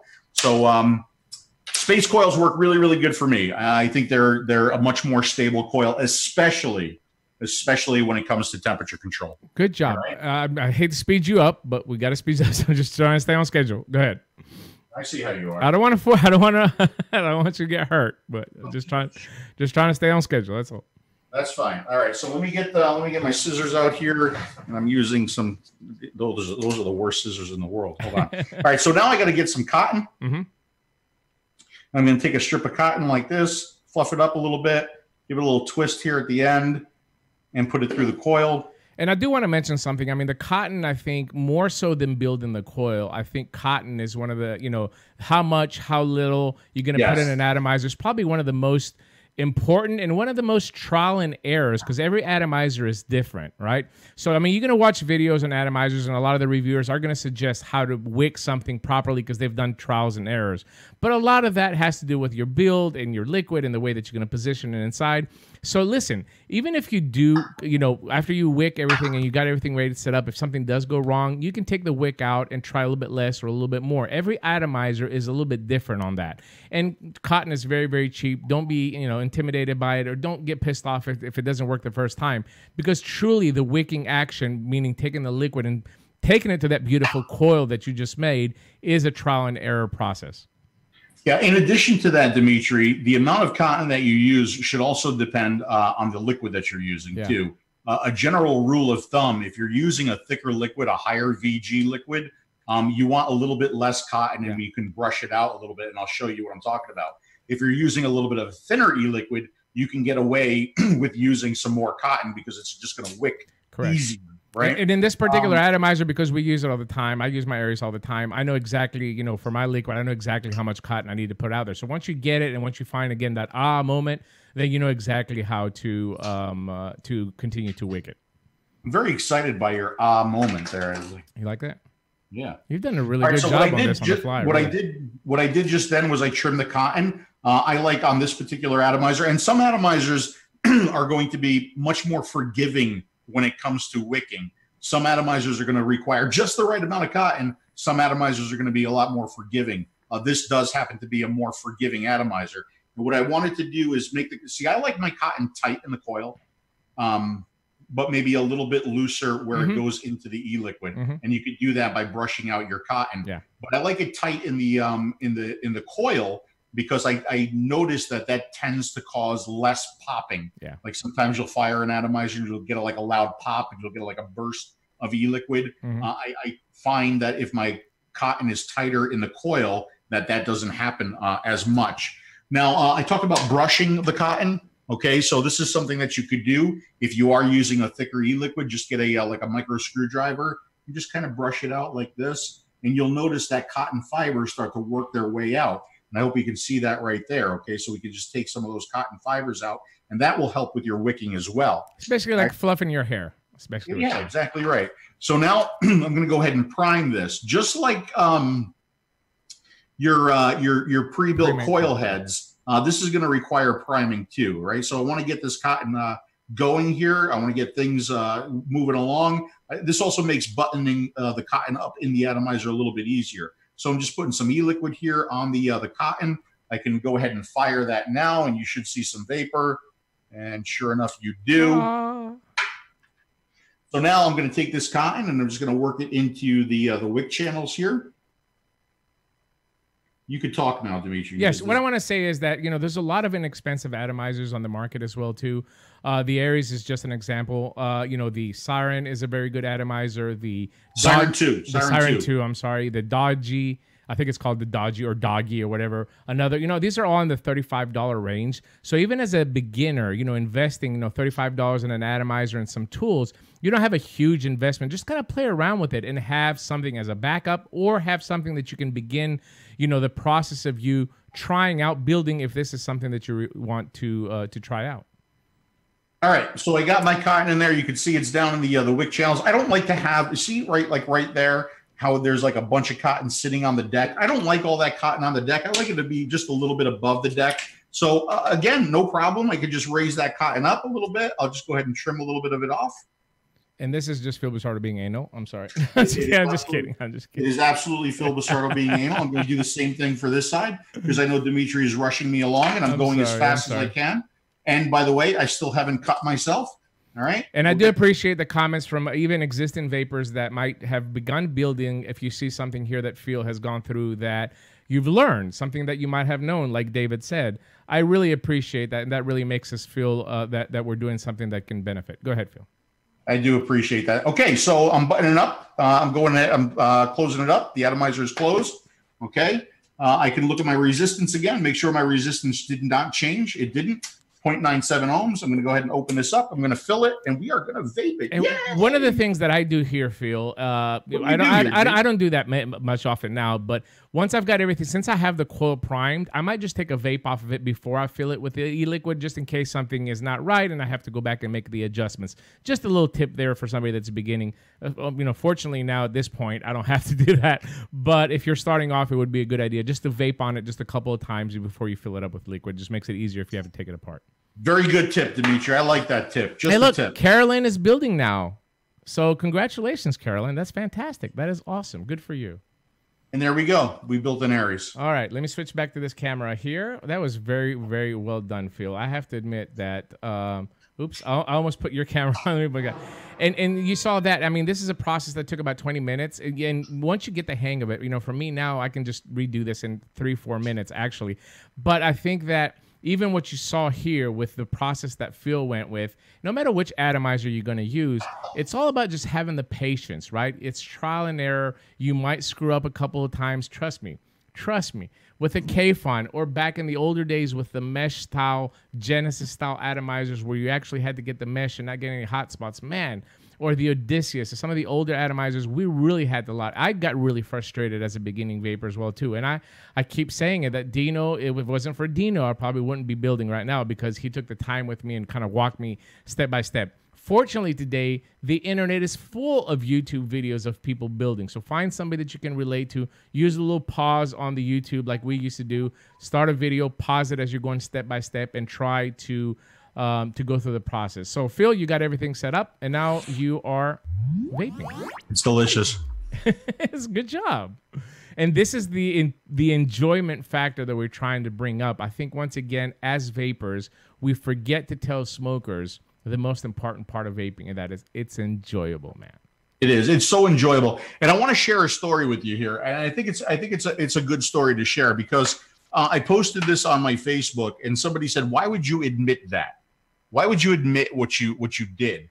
Let me tell you what I did. Okay, so I've got the Joytech. This is the new Mansion AIO. Okay, that just came out. And when I got this, I charged it up. I filled it up with e-liquid, and I went to take my first puff. Okay, and I just got a mouthful of e-liquid, like a mouthful of e-liquid. I said, "You got to be kidding me! This is ridiculous." And then I noticed that the light is flashing. I'm like, why is the light flashing? And I got a mouth. So I did the power of Christ compels you. And like, it literally dumped all its e-liquid out. And I'm like, this thing sucks. I mean, this is like the worst. It was about then that I realized that it did not come with a pre-installed coil. Okay. I forgot to put the coil in. Well, it's not that I forgot to put the coil in. A lot of devices have pre-installed coils. So I just thought that, it's got a pre-installed coil. Once I put the coil in, the experience was much better. Right. But and I posted that on my Facebook. And like I said, somebody said, well, why would you say that? You sound like such a noob. I'm like, you know what? Good. That happens, good. I want to sound like a noob. Because if I can make a mistake, you can make a mistake. And that's okay. Whether it comes to working with a device or whether it comes to doing a build. There have been times where I've done builds and I'm like, it's just not working out. I unscrew everything. I throw everything away. I take a deep breath and I go at it again. Okay. Very, very. So it's okay to make mistakes. It's very good for people to learn that even pros make mistakes. Everybody makes mistakes. And very well done, Mr. Busardo, on the segment of Introduction to Building. And we hope that we help you as a new builder or even existing builders that might not know. Here's a little comment. Wow, a live show. I haven't followed either of you for a while, but I'm 4 years smoke-free, and I was hoping Dimitris' health is good. He looks incredibly thin lately. I wouldn't call myself thin, but I have lost weight. Thank you very much. It was actually on purpose because I was a fat ass. So, yes, I'm at 198 pounds, and I feel very, very healthy, the healthiest that I felt in a very long time. But thank you so much for your concern. Somebody was very concerned. The Dan Donahue, the Dan Donahue School of Stealth Vaping. Somebody said that they were very concerned with you. They thought you were dying. As far as I know, you're okay, right? You're not leaving me yet. I mean, but let's give Phil Busardo and me a break. Let's just hear from one of our sponsors, and we're going to be right back.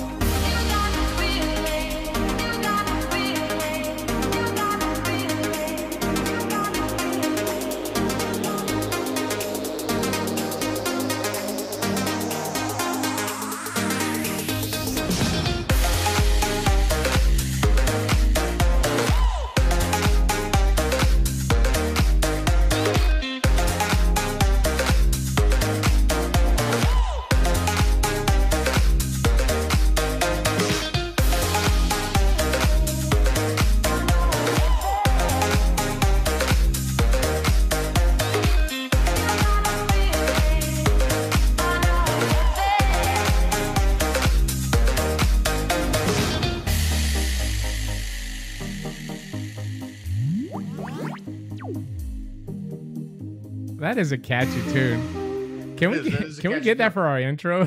That's a really catchy tune. Yeah. Good point. I was reading some of the comments here on the side, and was it Jasper? Hold on, I want to make sure that I got the name right. Jesper makes a very good point. So you saw the build, and by the way, like if I wasn't doing that on camera and wasn't explaining it as I went, that would take me about, like Dimitri said, like 4 or 5 minutes to do. But it's important to know too, if your flavor starts getting bad, if you do your own build, okay, it's not like you have to do it all over again.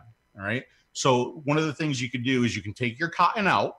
Right. You take your cotton out, make sure everything's clean and dry, and then dry burn your coil. Now, here again, right, there are some concerns out there in the community that dry burning or glowing a coil can break down the metal, and then you wind up vaping that. All right.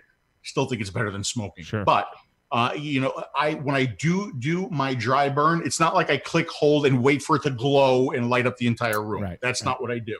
Right. All right. I glow it or not glow it, but I push the button and you see some of that stuff working its way off. You'll see some vapor come off.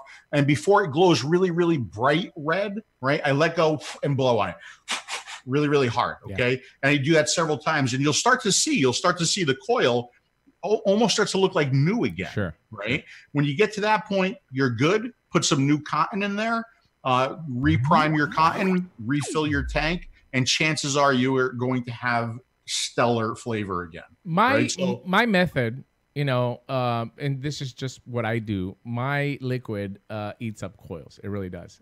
So what I do is I re-wick my Aries Usually on the third day, I re-wick it, and I dry burn it, and I re-wick it the third day. Then I do it one more time, so 3 days later, and then so once a week I'll build a new coil and I'll replace it in there. That's generally what I do. That's my ritual, if you want to call it that. Okay, so every 3 days I dry burn it a little bit, change the wick, change just the cotton, and then on that second one I'll change the coil and put something new inside in there. That's generally how I do it, and always because I'm a flavor freak. I really am. As soon as I hit that atomizer and I can tell that it's time to re-wick or do something, I have to do it immediately because I can't. I love the enjoyment that I get when my liquid is just tasting just saturated and I can chew the vapor in my mouth. I love it. I love vaping. You make it sound so good. And this is fantastic right now, too. Again, I put the naked all melon in here. I'm really digging it. And I'm reading another method that people do, and I agree with this one too, is they'll heat it up a little bit and then put their coil underwater. Yeah. Okay. Instead of toothbrush, on it, I've heard. A metal brush, a toothbrush, I've heard. I mean, there's a lot of methods out there to do it, whatever works it. All right, here's a comment. This is from Brittany. She finally was able to give her mom the kit that we sent, and she's going to check in next show and let us know how it's going for her. That is fantastic. All right, let me just take a couple of calls, and then we're going to get into the last segment. Patiently, 606 has been waiting for a very long time, so let me start with you. 606, you're on the air with Phil and Dimi. Hey, guys. How are y'all doing? Great. How are you? You? I'm doing good. I just wanted to let you all know that a neighbor of mine actually turned me on to your all's show. And I have tried numerous mods, pens. I've tried the Q. I'm a very heavy smoker, and I cannot find, like the right mod that works for me, and I'm in desperate help, guys. I really want to quit smoking, not only for myself, but, for my kids, too, because it's like really bad, and I really do want to get into the vaping. Sure. What is your name and where are you calling from? I'm going to take a guess you're not from New York. My name is April. My name's April, and I'm calling from Moorhead. Moorhead, Kentucky. North Carolina. All right, out on the coast. All right, so listen. Number one, questions, Phil. Hit her with questions so we can figure out where we're going to send her. I'm just amazing. I'm just amazed at how reserved you're being right now. Okay. Yeah. By the way, this is it's very rare that we get a female to call. So we should really. Let me ask you this: you use the Q, correct? Yes. Yeah. What did you not like about the Q? Yeah, I've used the Q. I don't get that throat hit that I do off of smoking, and that's something that I'm really looking for. And I've tried like the fruity flavors. I'm not really big on those. I'm not big on the tobacco flavors, but I do like. I've tried banana flavors, and my neighbor let me try that. I do like flavors like that, but I'm just not getting that throat hit that I would off of a cigarette. Okay. So first of all, I understand your problem with the Q. The Q, although it's advertised as a smoking cessation device and it's been all over the TV and everything, it's probably one of the worst devices that you can pick up to quit smoking with. I mean, it's just a very, very open draw. It's really not designed for throat hit. And this is, one of the problems. This is one of the problems when it comes to vaping is that people are out there looking for solutions and they see something advertised on TV and they pick it up and it doesn't work for them, right? And a lot of people that's going to turn off to vaping. We don't want to turn you off to vaping. We want to turn you on to vaping, okay? So you're looking for throat hit. A good mouth to lung device. We'll stick with our line because we know it works, and we could also talk about some Joytech product too, the CoolFire, the Chroma, but more importantly, the Zenith tank is going to give you good throat hit as long as you're using the proper e-liquid, right? Yeah. And the proper e-liquid for you is probably going to be like a 12 milligram or an 18 milligram. Dimitri, why don't you get her information and we'll get something out in the mail. April, this is what I'm going to do. Chroma with a Zenith tank, and I actually have some 12 milligram banana flavored here from Naked. I'm going to get that in a little package to you. I'm going to send it to you. But do me a favor, when you get this, before you start anything, just scan the little QR card that comes inside the package. It's just 3 or 4 videos that are about 2-3 minutes long. Just watch those videos. It's this wonderful Italian stallion that's sitting next to me, and it kind of shows you, how to fill it, how to charge it, how to maintain it. Just kind of go through that basic introduction to it, and then fill it up and go through that process. And please call us back in a couple of weeks and let us know how it goes for you. I truly believe that throat hit is exactly what a lot of the smokers are missing from today's vape shop. I really, truly believe that. So hopefully that will help you. And if that does not work, hey, listen, call us back and we'll try to find something else. Okay, guys, I appreciate it, and I'm really hoping that this works for me. Facebook.com/VapingGreek. Send me a message if it goes through the other. We'll find it, okay? Okay, thanks, you, guys. sweetheart. Have a good one. All right. Oh, look at that. Thanks for calling in, April. Again, I'm looking at some of the comments in the chat, and unfortunately, there are things that I disagree with. They're talking about Nick salts and they're talking about a Juul. I mean, to me, that does not equate to throat hit. It does not. No, that's why we're specifically asking these questions to these people. Right. You're not going to get throat hit with a Juul. I'm sorry, you're not.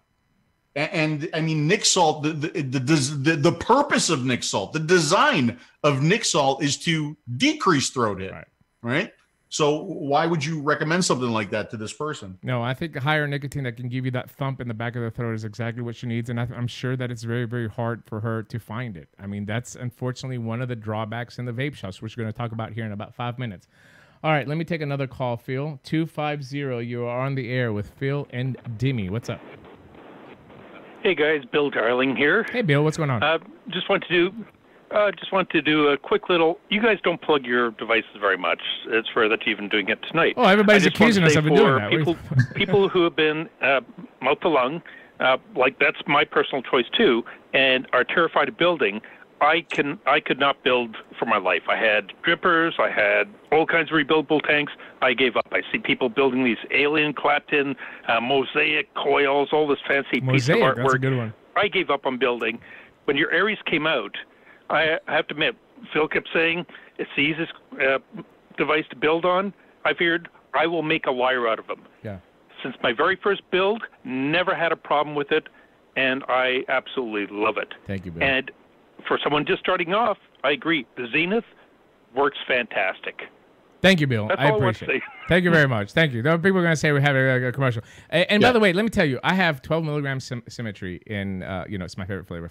And I get a really, really good throat hit from, even just in the EQ pod. I think that throat hit that I still crave, and you crave it as well, Phil, you more than me, and to be all fair, but I do want that hit in the back. So I know how to make the adjustments. Like I can vape a 6 milligram in the Aries and get enough of the throat hit that I'm looking for, especially with a high menthol. I mean, I vape powerful Vicks Vapor Rub menthol, okay? Yes. When Phil picks up, because sometimes we vape the similar devices, he'll pick up mine by mistake and you'll see his face turns. But I know how to make the adjustments. For somebody that's new, though, it's very, very difficult. So we have to guide them correct. It's very, very, very important. All right, let's get. Did you get the new 5 Pawns flavors yet? I have not. I have not gotten the new. They have one flavor. I can't think of what they're calling it, or even the profile at this point. Yeah. But it sounds delicious. And well, I mean, they have a new tobacco line which is really, really great in this day and age to see companies still coming out with tobacco flavors because they're vital. They're vital for absolutely. But they have another flavor that's coming out that sounds outstanding too, and I really, really want to try that. Well, you should actually know what the name of that flavor is before you bring it up. Look, I'm wearing the 5 Pawn shirt. Okay, is that not good enough? I know it's old age. All right, so let me get to this final segment. We'll take a couple more calls here in just a second. And the final segment for us is just a little tips and tricks. This is more for vape shops. Okay, I think that the vape shops today need to change a little bit their business strategy if we're going to survive in this upcoming change of regulatory field that we're seeing. And I think one of the biggest issues that vape shops have is making those adjustments and fly. Sometimes we get complacent. You have a shop that's been running for 3-4 years. You got the employees are kind of set in their ways of how they vape. The whole industry has kind of changed into the 70 VG or above, low nicotine, high power devices, cloud chasing tanks, which are great for the existing and the advanced vapors. It really is. But there is no denying, with all the data that we have seen from global data, this is accurate data from what we're hearing from vape shops themselves. There's vape shops in this chat, vape shop owners in this chat here that will verify that we're not converting at the rates that we were converting back in 2014, 2015, and 2016.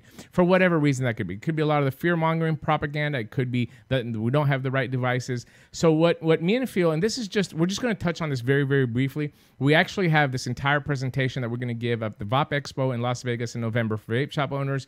And we're also doing it privately for various companies that call us to come to their vape shops to talk to their employees, gather the managers. October the 28th, we're going to do it for the Vapor Station stores up in Ohio, James Jarvis's shops. We did it down in Naples, Florida. So we do this presentation trying to kind of retrain employees and managers of vape shops on things that they can do not only to increase their business, but also to convert smokers. And I think one of the biggest issues, Phil, that we have is identifying the type of customers, right? When we're talking about identifying the type of customer, today it's not as easy as it was in 2014 where a smoker came in, all right? I mean, identifying these type of people. Obviously, we have the smoker, which is our number one customer, trying to convert. We also have the Juul user or the cartridge view system user. And eventually, you see down in the right, I do have it included the IQOS users because IQOS will be sold here in the United States. And I think, Phil, making that determination of who just walk into your vape shop in the first 10, 15 seconds is extremely important. Do we agree? Very, very important. You need to identify, who that person is. An older person, is a younger person. What kind of cigarettes does that person smoke? How long has that person been smoking? Are they serious about quitting? You have to figure it out. And, I've said this a lot in the past, that the person who walks into the vape shop is at the mercy of the guy behind the counter or the girl behind the counter, right? Right. And that is such an important position because you can make or break a new vapor, right? You have to get that person the right liquid and the right device. Sure. It's so important. So important. Sure. Also, you have to be prepared to make the adjustments immediately with the demand. And what I mean by that is a lot of times that you have somebody that's coming in to find a setup, a beginner setup. Or you have somebody that comes in with a low power device, something different. The employee behind the counter does have to make that adjustment. It's very hard for you to sell a beginning kit when you're using a very advanced device that's usually for an advanced vapor. There's just a disconnect there between the customer and the employee. It's like me going in to buy, a small Honda Civic and the guy's driving a very, very fast car and is trying to sell me this smaller car. It's basically that same equation. And I think that identifying and then making that adjustment on the fly is something that, again, we have to retrain the employees to do. Yeah, very important. Offer the solution for a variety of customers, right? This is something that Phil has touched on multiple times. As the solutions, there's not one solution to vaping, right, Phil? Absolutely not. There's no right or wrong way to vape. There's only your way to vape. Yeah. There's no best device. There's only the best device for you. There's no best build. There's only the best build for you. What doesn't work for somebody will work for something else. Yeah. What one person does not like, another person will. Right. And I try to keep that in mind, especially when I do the reviews. Like I just did the review of the Orion, and I try to identify who that device would work for and who it would not work for. Yeah. And the more you do that, the more hate you get. But that's okay. That's okay. I'm always trying to think about, well, I when I'm talking about vaping, the same way the guy behind the counter or the girl behind the counter, they can't imprint the way they vape on you, right? They need to identify the kind of vapor that you are and put all of their biases and all of the things that they like aside in favor of what is going to work best for you. And I know that's very hard to do for a lot of people because it's just like me. I love my setup. This is what I love to vape, but not necessarily this is going to be the right thing for you or for whatever you look in, especially when you're trying to convert. So I have to take that out of the equation. It's the same thing as Phil did when you're doing reviews or when you're trying to talk to somebody about the setup. That setup has to match once you identify the customer, okay?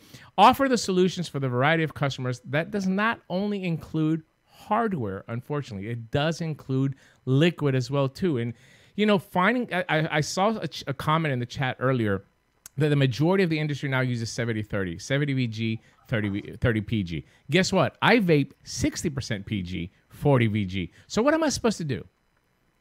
What am I supposed to do? Not go to vape shops anymore? I think that is a ridiculous statement. Saying that there's no demand, no, might possibly you have scared away the customers that could be possibly looking for that product or having more product for beginners by not offering that solution as well too. So it's not just hardware that you have to look for. You also have to look for the combination of liquid to be able to offer, these products that are going to help people quit smoking.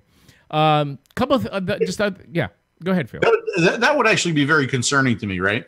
If a vape shop says that we don't have a demand for mouth to lung, and we don't have a demand for higher nicotine, and we don't have a demand for these types of things, well, that sounds to me like you're not converting smokers. Yeah. I mean, to me, that's what it sounds like. If you don't have the demand for those kinds of products, what are you doing to convert smokers? Number one, to help people lead a healthier lifestyle, but number two, and very important for the vape shop, to create new customers. Right. I think those are very, very important. I'm gonna combine these next two together, and I want Phil to really, really just touch on this because I think it's very important. Adjust the layout of your products. Okay, I'm just gonna bring a screenshot up here, and I don't even know what shop this is. Okay, but honestly, as an advanced user, when I walk in here, I'm like, wow, what a great selection. But once again, think about somebody that picks up a pack of cigarettes and removes a cigarette and lights it on fire and enjoys their nicotine, okay? When they walk into this situation right here, it is overwhelming. It is just too much. Again, this is just our opinions, and I think that the layout of the shop has a lot to do with how we're going to control the crowd based on that identification that we did within the first 10, 15 seconds. Where are we going to move that customer to what section of our store that we have laid out to give them the beginner, the intermediate, or the advanced service that they require? And also, on top of that, it shouldn't be just a flavor bar these days or have a juice bar or a flavor station as most of, if not all, the vape shops have. We have to create an experience solution, especially for the new customer that's coming in. Roll with it, Phil. Totally agree with you. One of the problems is like even flavors. Let's say you want to go into a vape shop and you want to find a flavor for yourself. So what are you at the mercy of? You're at the mercy of obviously the girl or the guy behind the counter who's going to have their favorites in their head and they're going to try to and that's okay. All right. You're going to be at the mercy of that wall of flavors. So now you see something that catches your eye or whatever, you ask for it, and then you ask for it in a 12 milligram. Sorry, that doesn't come in a 12 milligram. Okay, now I got to put it back. And then you see something else that catches your eye and you grab it and you're like, all right, well, I need this in a 50-50 or I need this in a 70-30. This only comes in 80 or 90%. This only comes in 80 or 90% VG. So what if that wall, instead of just a massive wall of flavors, was broken into sections, okay? Here's your high VG section, and here's your 50-50 section, and here's your salt section, and here's your higher nicotine section. I mean, wouldn't that make it easier for the consumer? Because now the person behind the counter can say, okay, for that device, look in this area for liquids. That's number one. Number two, you sit down at the tastings bar, okay? And what are you at the mercy of now? Well, now you're at the mercy of the atomizer that flavor is in, okay? So what if it's not in an atomizer that is right for you? What if you're a direct lung vapor and it's in a mouth to lung atomizer? Or what if you're a mouth to lung vapor and it's in a direct lung atomizer? Are you getting the proper experience with that e-liquid?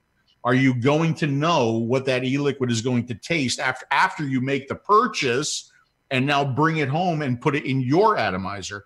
I'll go ahead and tell the story again because it's a perfect example. I was at a vape show and I tried this orange marmalade liquid and I absolutely loved it. Dimitri hated it. I absolutely loved it, okay? Imagine that. Yeah, and they didn't have it in a 12 milligram. But I tried it in a direct-to-lung atomizer, and I loved the flavor profile. It was fantastic. So they were nice enough to make a 12 milligram and send it to me, and I took it and I put it in my mouth-to-lung atomizer, and it was a horrible experience. It wasn't the same flavor profile. Like the wattage and the temperature that I was vaping it at wasn't really dissipating the sweetener, so it was a very mouth coating sweet vape. It just didn't work in my atomizer, how I vape, right? So I think that is important too for a vape shop to allow you to try a flavor in an atomizer that more matches how you vape. So you get a true representation of what that liquid is going to taste like when you bring it home. Right. Does that make sense? Absolutely, it does. I do want to just kind of expand a little bit on this experience factor that we're talking about. I did see a comment that there's the shop rolled out experience bar about 6 months ago. We charged $10 to use the experience bar, and that's refunded to the customer in the form of a $10 coupon. I think that's a great idea. Fantastic idea. And I hope more vape shops pick up on that. How you do it does not really matter. But I'm going to give you one prime example of what an experience bar is. You see somebody that comes in with a pod system. It doesn't have to be a Juul, whatever, a closed pod system that comes into your store and is looking around. You should have open pod devices ready to go, filled with liquid to give them that experience. You're like, hey, what are you vaping on? What is that? Whatever it is, okay? X brand. Here, let me try this here real quick. I have this set up for you. Try this. Put a little tester on it. Let them take a puff on it. And then judging by the reaction on their face, right? Most of the times, if you see them going, oh, that's pretty good, then you can turn to them immediately on the spot and say, you like that? Now, guess what? You're not limited to the 4 flavors that you get into your pod. Now you can choose from this wall of flavor that we have and expand your palette and find wonderful flavors. And it's going to be cheaper, blah, blah, blah. You go into that sales pitch as well, which, you know, obviously you're a business, you have to make money. So there's the sales pitch, but also you're improving the experience that this user has. So there you go. You can convert a closed pod system to an open pod system user if that's what they desire to do and they came into your shop to find. But it's very hard for them to take a pod system that they're using, a closed pod system, and come on an airy, you know, high VG 3 milligram atomizer and mimic the same thing that they were just doing before they walked into your shop. That's what we're talking about, experience. And of course, we have an entire thing that we go through this to talk about that. I just wanted to bring that one example because I think experience is key, especially with all the variety ways of vaping that we have in 2018 versus what we had in 2010 and 2011 when it was one time. Anything that you want to add on that, Phil? No, that sounds about right. I just think it's really, really important to match the experience of the vapor. Like you said, if somebody comes in and they're using a pod, what are they going to try their flavors in, right? Are they going to try their flavors in a Baby Beast or some other direct lung tank? That just doesn't make any sense to me. Well, also for you know, people at the vape shop, you know, if you have a customer that comes in all the time and they always buy the same e-liquid, you know that customer, you know they know what they like, right? But if you have a customer that comes in for the very first time, you've never seen this customer before, you know, and they select an e-liquid, I think a smart question to ask would be, what are you going to use that in? Or take a look at their device, right?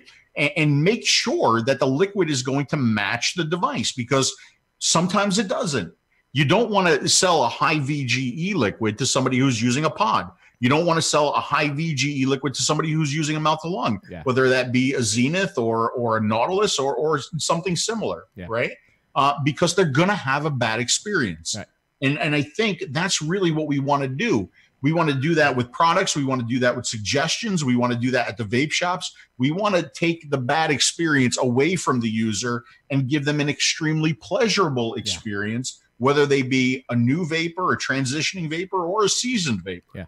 Also, you know, rounding out this experience factor that I'm talking about here, a lot has to do with the layout and how your shop is presented. You know, try to make it a little bit more clean, a little bit more inviting to a variety age group as well too. Don't keep it very, very specific. You know, I see a lot of the vape shops with the PlayStations and the pool tables and the foosbee and all that. That's fine, but keep in mind that if you want to get a wide variety, you have to make your shop more Switzerland-like, a little bit more neutral, right? And you have to make it inviting for everybody. Keep the clouds down. Try to get good ventilation inside. As I saw a comment in the chat, you know, try to make the shop really what it is, a tobacco harm reduction outlet for everybody from the 18-year-old or 21, depending on your state, to come in all the way up to the 85-year-old to find something to quit cigarettes. All right. I'll do devil's advocate here a little bit, Dimitri. There's nothing wrong with with having an enthusiast vape shop, right? There's nothing wrong with having a vape shop that caters to clouds and it's all this, it's all that, right? I think you still need to have a subset of products for that beginning person who's walking through the door. I think that's really important. Okay. But I mean, there's nothing wrong with that other direction. But if you are in that other direction, don't pretend to care about converting smokers either. Right.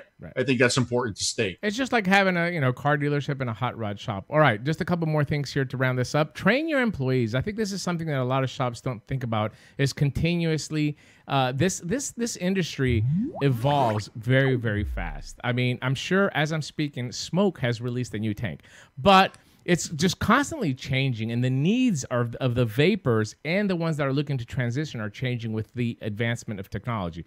So don't be afraid. Every quarter or whatever it's going to require for you to retrain your employees and keep them up to date with what's going on.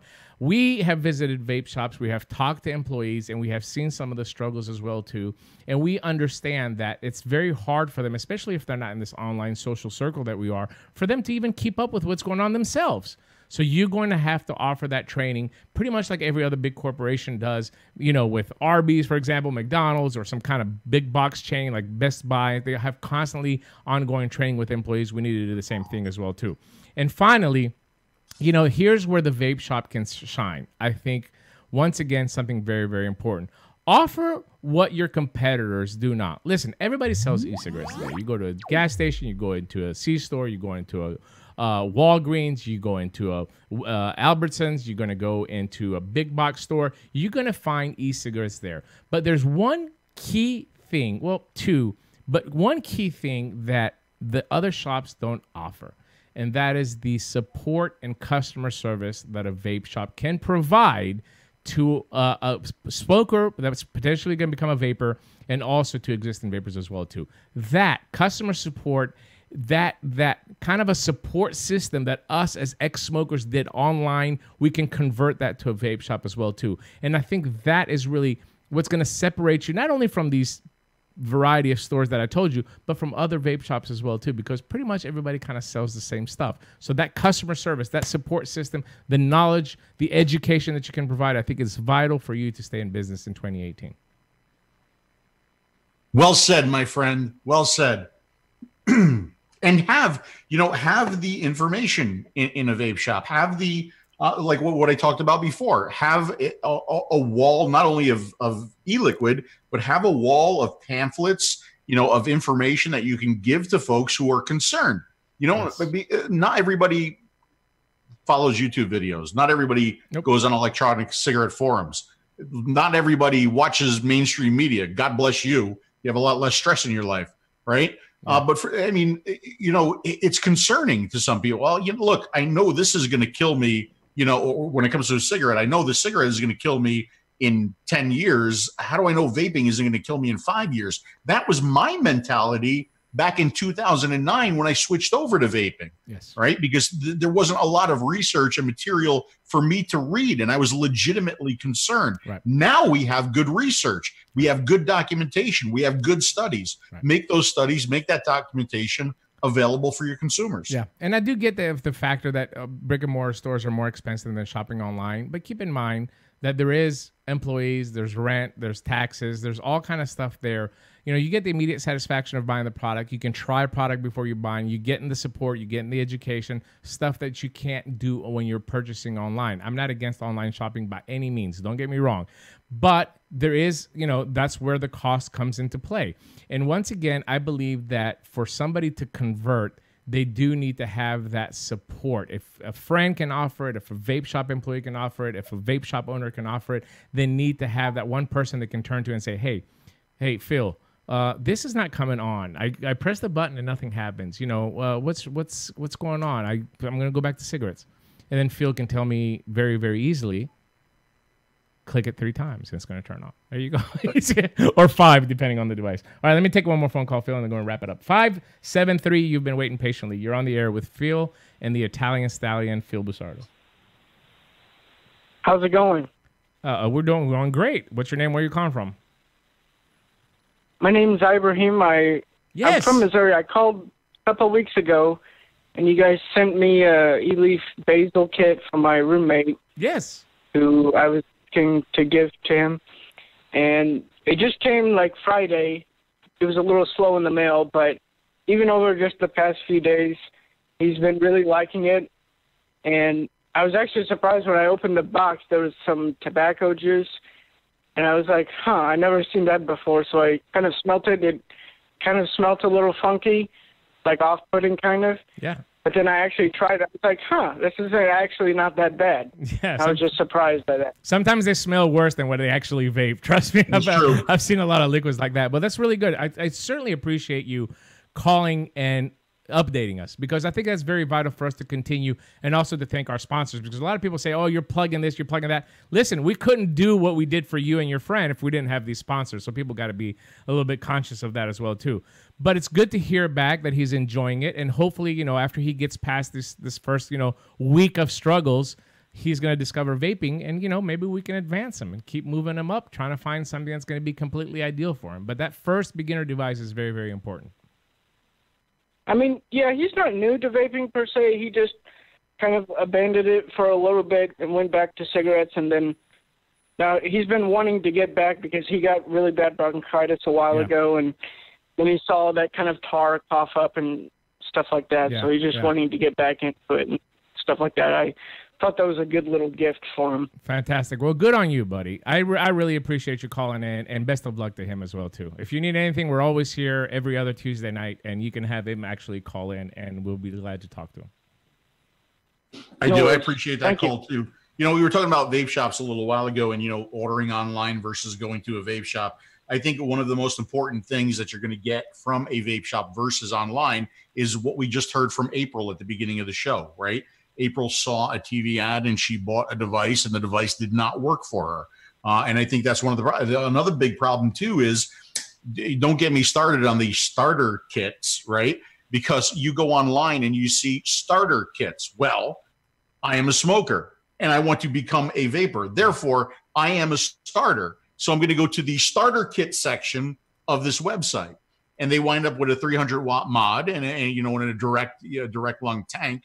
And it's not for them. It doesn't work for them. Maybe it does, maybe it doesn't, right? But the guidance that you can get from a vape shop, from a good vape shop with good employees, should be worth the extra dollars. We're talking about potentially saving your life. You know, is that worth a few extra bucks? Sure. I think it is. I think it is. Now, you might get to a point where you're comfortable with what you're buying. You know exactly what you need, and then you can save some money and you could order online. But to convert that smoker, you need guidance and you need hand-holding. What's the average to work with a smoker in a vape shop? What is, like 30 minutes, right? 30 to 45 minutes is basically what we have in our presentation as well too. And I think that's again, it's on case by case. You know, some of the folks will pick it up a little bit quicker. Some people might take 2 hours. Whatever it takes, you need to dedicate to that person if you truly believe in trying to help them quit smoking. And I know it's hard, especially if it's one vape shop and an employee in a shop, and you're trying to cater to a few customers. But hey, excuse me 1 second. Let me take care of this customer. I'll be right back with you. Read some of the literature, do some of that. There's ways of you to combat doing multiple customers. Trust me, coming from the restaurant business, I had to do it all the time. So again, this was just a little segment that you can maybe pass on to your vape shop employees if you're a vape shop owner and you're looking at it now. But I think, once again, as the industry is evolving and we're seeing a lot of these pods come along, and we're seeing a lot of the big tobacco companies put out product as well too that's going to be more accessible to smokers, guess what? They're going to start knocking on your door, because if they say vaping, oh, that's pretty good, let me see if I can find something else. Guess where they're going to come? They're going to come to the vape shop. You need to be prepared to identify the customer that's walking in and make your adjustments in a very, very short amount of time on how you're going to treat them. And I hope, I'm going to leave it right there, I hope that was beneficial to people that are listening and to smokers that were listening as well too. Very nice, Dimitri. Let me see what even indoor smokers agrees with me. Yeah, it sounds like he agrees with you. He really does. All right. Programming note. Programming. Where are we going to be this weekend, Mr. Phil Busardo? Where are we going to be this weekend? We are on our way to Vaping Expo in Paris. Look at that. It says it right there on the screen. Bonjour. Bonjour. Bonjour. We're on our way to France for Vaping Expo. We are going to be at booth number D7. You sank my battleship. D7. We're going to be at the Anakin booth. Yes. Imagine that. Imagine that. I'm very, very excited. Vaping Expo, one of the great shows in Europe. I think this is our 4th time of going. And Patrick and the crew do a fabulous job, and a lot of great vapors in France as well too. Very, very excited every time we go to meet new people or see existing friends that we have made there. So we're very, very excited about that. I get back Tuesday night next week, so most likely there will be no smoke-free radio unless the world ends or some news comes out this week that is really, really dramatic that's going to make me have to do a show. It probably will. That'll probably happen. Probably something will happen exactly tomorrow, by the way. Just a warning, a heads up for you. Now, you know, the day after I get back, well, actually 2 days after I get back, vacation with my wife. Exactly. So since we're not going to do a smoker show the following Tuesday, I might just come on and do my smoke-free radio while Phil is going to be on vacation with his wife. A lot of traveling this month, folks. I mean, between Phil's vacation, the Paris show, I have to go up to Canada for a couple of days. Then I have to go to the FDA for 2 days for the conference on the PMTAs. Then I have to go to Ohio with Phil. We're doing the employee training up at the Vapor Station in Columbus. So a lot of traveling. Is just bear with us. We're trying to do the best that we can when it comes to reviews and it comes to doing these shows. We're committed and we want to make sure that we put out good information and good content, but sometimes it becomes very, very difficult. Yes. Hold on. I'm answering Donald. Well, I want to just answer Donald here. Donald, good life. Good. Jeremy's a good guy. Oh God, what was the Good Life vapor that I was like hooked on for such a long time? Deadly Sin. Yeah, Deadly Sin. Thank you. You are my memory, Dimitri. You really are. Deadly Sin. Great. That is a great e-liquid. Yeah, Nicole from TSFA loves that liquid as well too. It's one of her all these years. But in any case, we hope you enjoyed the episode. Once again, I want to thank our sponsors. Very, very important. I will tell you the telephone sponsor, which is the Vaping Advocate magazine. Thank you so much to Gabriel and the entire team for sponsoring the telephone line so you can stay in touch with us. And of course, the rest of our sponsors, Phil. Innikin, Joytech, 5 Pawns, My Vapor Store, and you took the slide away from me. I brought you the other one. Naked 100. Say naked, Dimitri. Naked. You say it like naked. Naked. Like naked. Naked. My Invisalign really has changed the way that I talk. It really has. You blame it on the Invisalign all the time. Do me a favor. I don't know what I'm going to do when I take it out. Do me a favor. Take the Invisalign out of your mouth and say schnitzel for me. That's a lot of process. It's a very disgusting process. I'm not going to do it online. But if you like the video, please like and share. Spread the word with a smoker. We hope you enjoyed the episode. We will see you again when, Phil? When? Maybe in about 3 weeks? Something like that. Something like that. Yeah, we gotta figure out what we're going to do for the next smoker show. I mean, there's a lot of things that I want to do. I know I want to have Dr. 𝗓𝗓𝗠𝗡 on the show and just do an Ask Dr. 𝗓𝗓𝗠𝗡 episode. Yeah. Just to continue to maybe put some folks at ease out there. He's been traveling a lot. I've actually stayed in touch with him about it, but actually he's now in Europe as well too. He was at the GTFN last week, and now he's in London. He's been traveling a lot, but I do have him in queue at some point to bring him on. You know, it's that. You also want us to do a 𝗘-𝗟𝗓 episode. We want to do a temperature control episode, right? Yes, we are. I promise you, we are going to have a temperature control edition. I promise you that. Well, but I do need to have the right kind of materials to share that information. If we caught flack on building today, imagine what's going to happen when we do temperature control. I can't wait to hear that. But in any case, we hope you enjoyed the episode. Again, building, don't be intimidated. I think that's the what you want to take away from today. If you're somebody new, don't be intimidated to build. No matter what you started off with, if you're in the mood to move up and try something different, building is not hard. Just a little bit of patience, a little bit of trial and error. And hopefully you'll have the same result that a lot of people have in this industry. You'll save some money, and it'll be a very rewarding experience for you as well. Absolutely. And you know what? I'm going to end the show a little bit differently tonight. I'm not going to say thanks for watching, and we'll see you again soon. Okay. I'm going to go back to because I keep finding all these like old DJ videos and like of the clubs and stuff that I worked at. So I'm going to end the show tonight with how I used to end the show when I was DJing. Okay, that's what I'm going to do.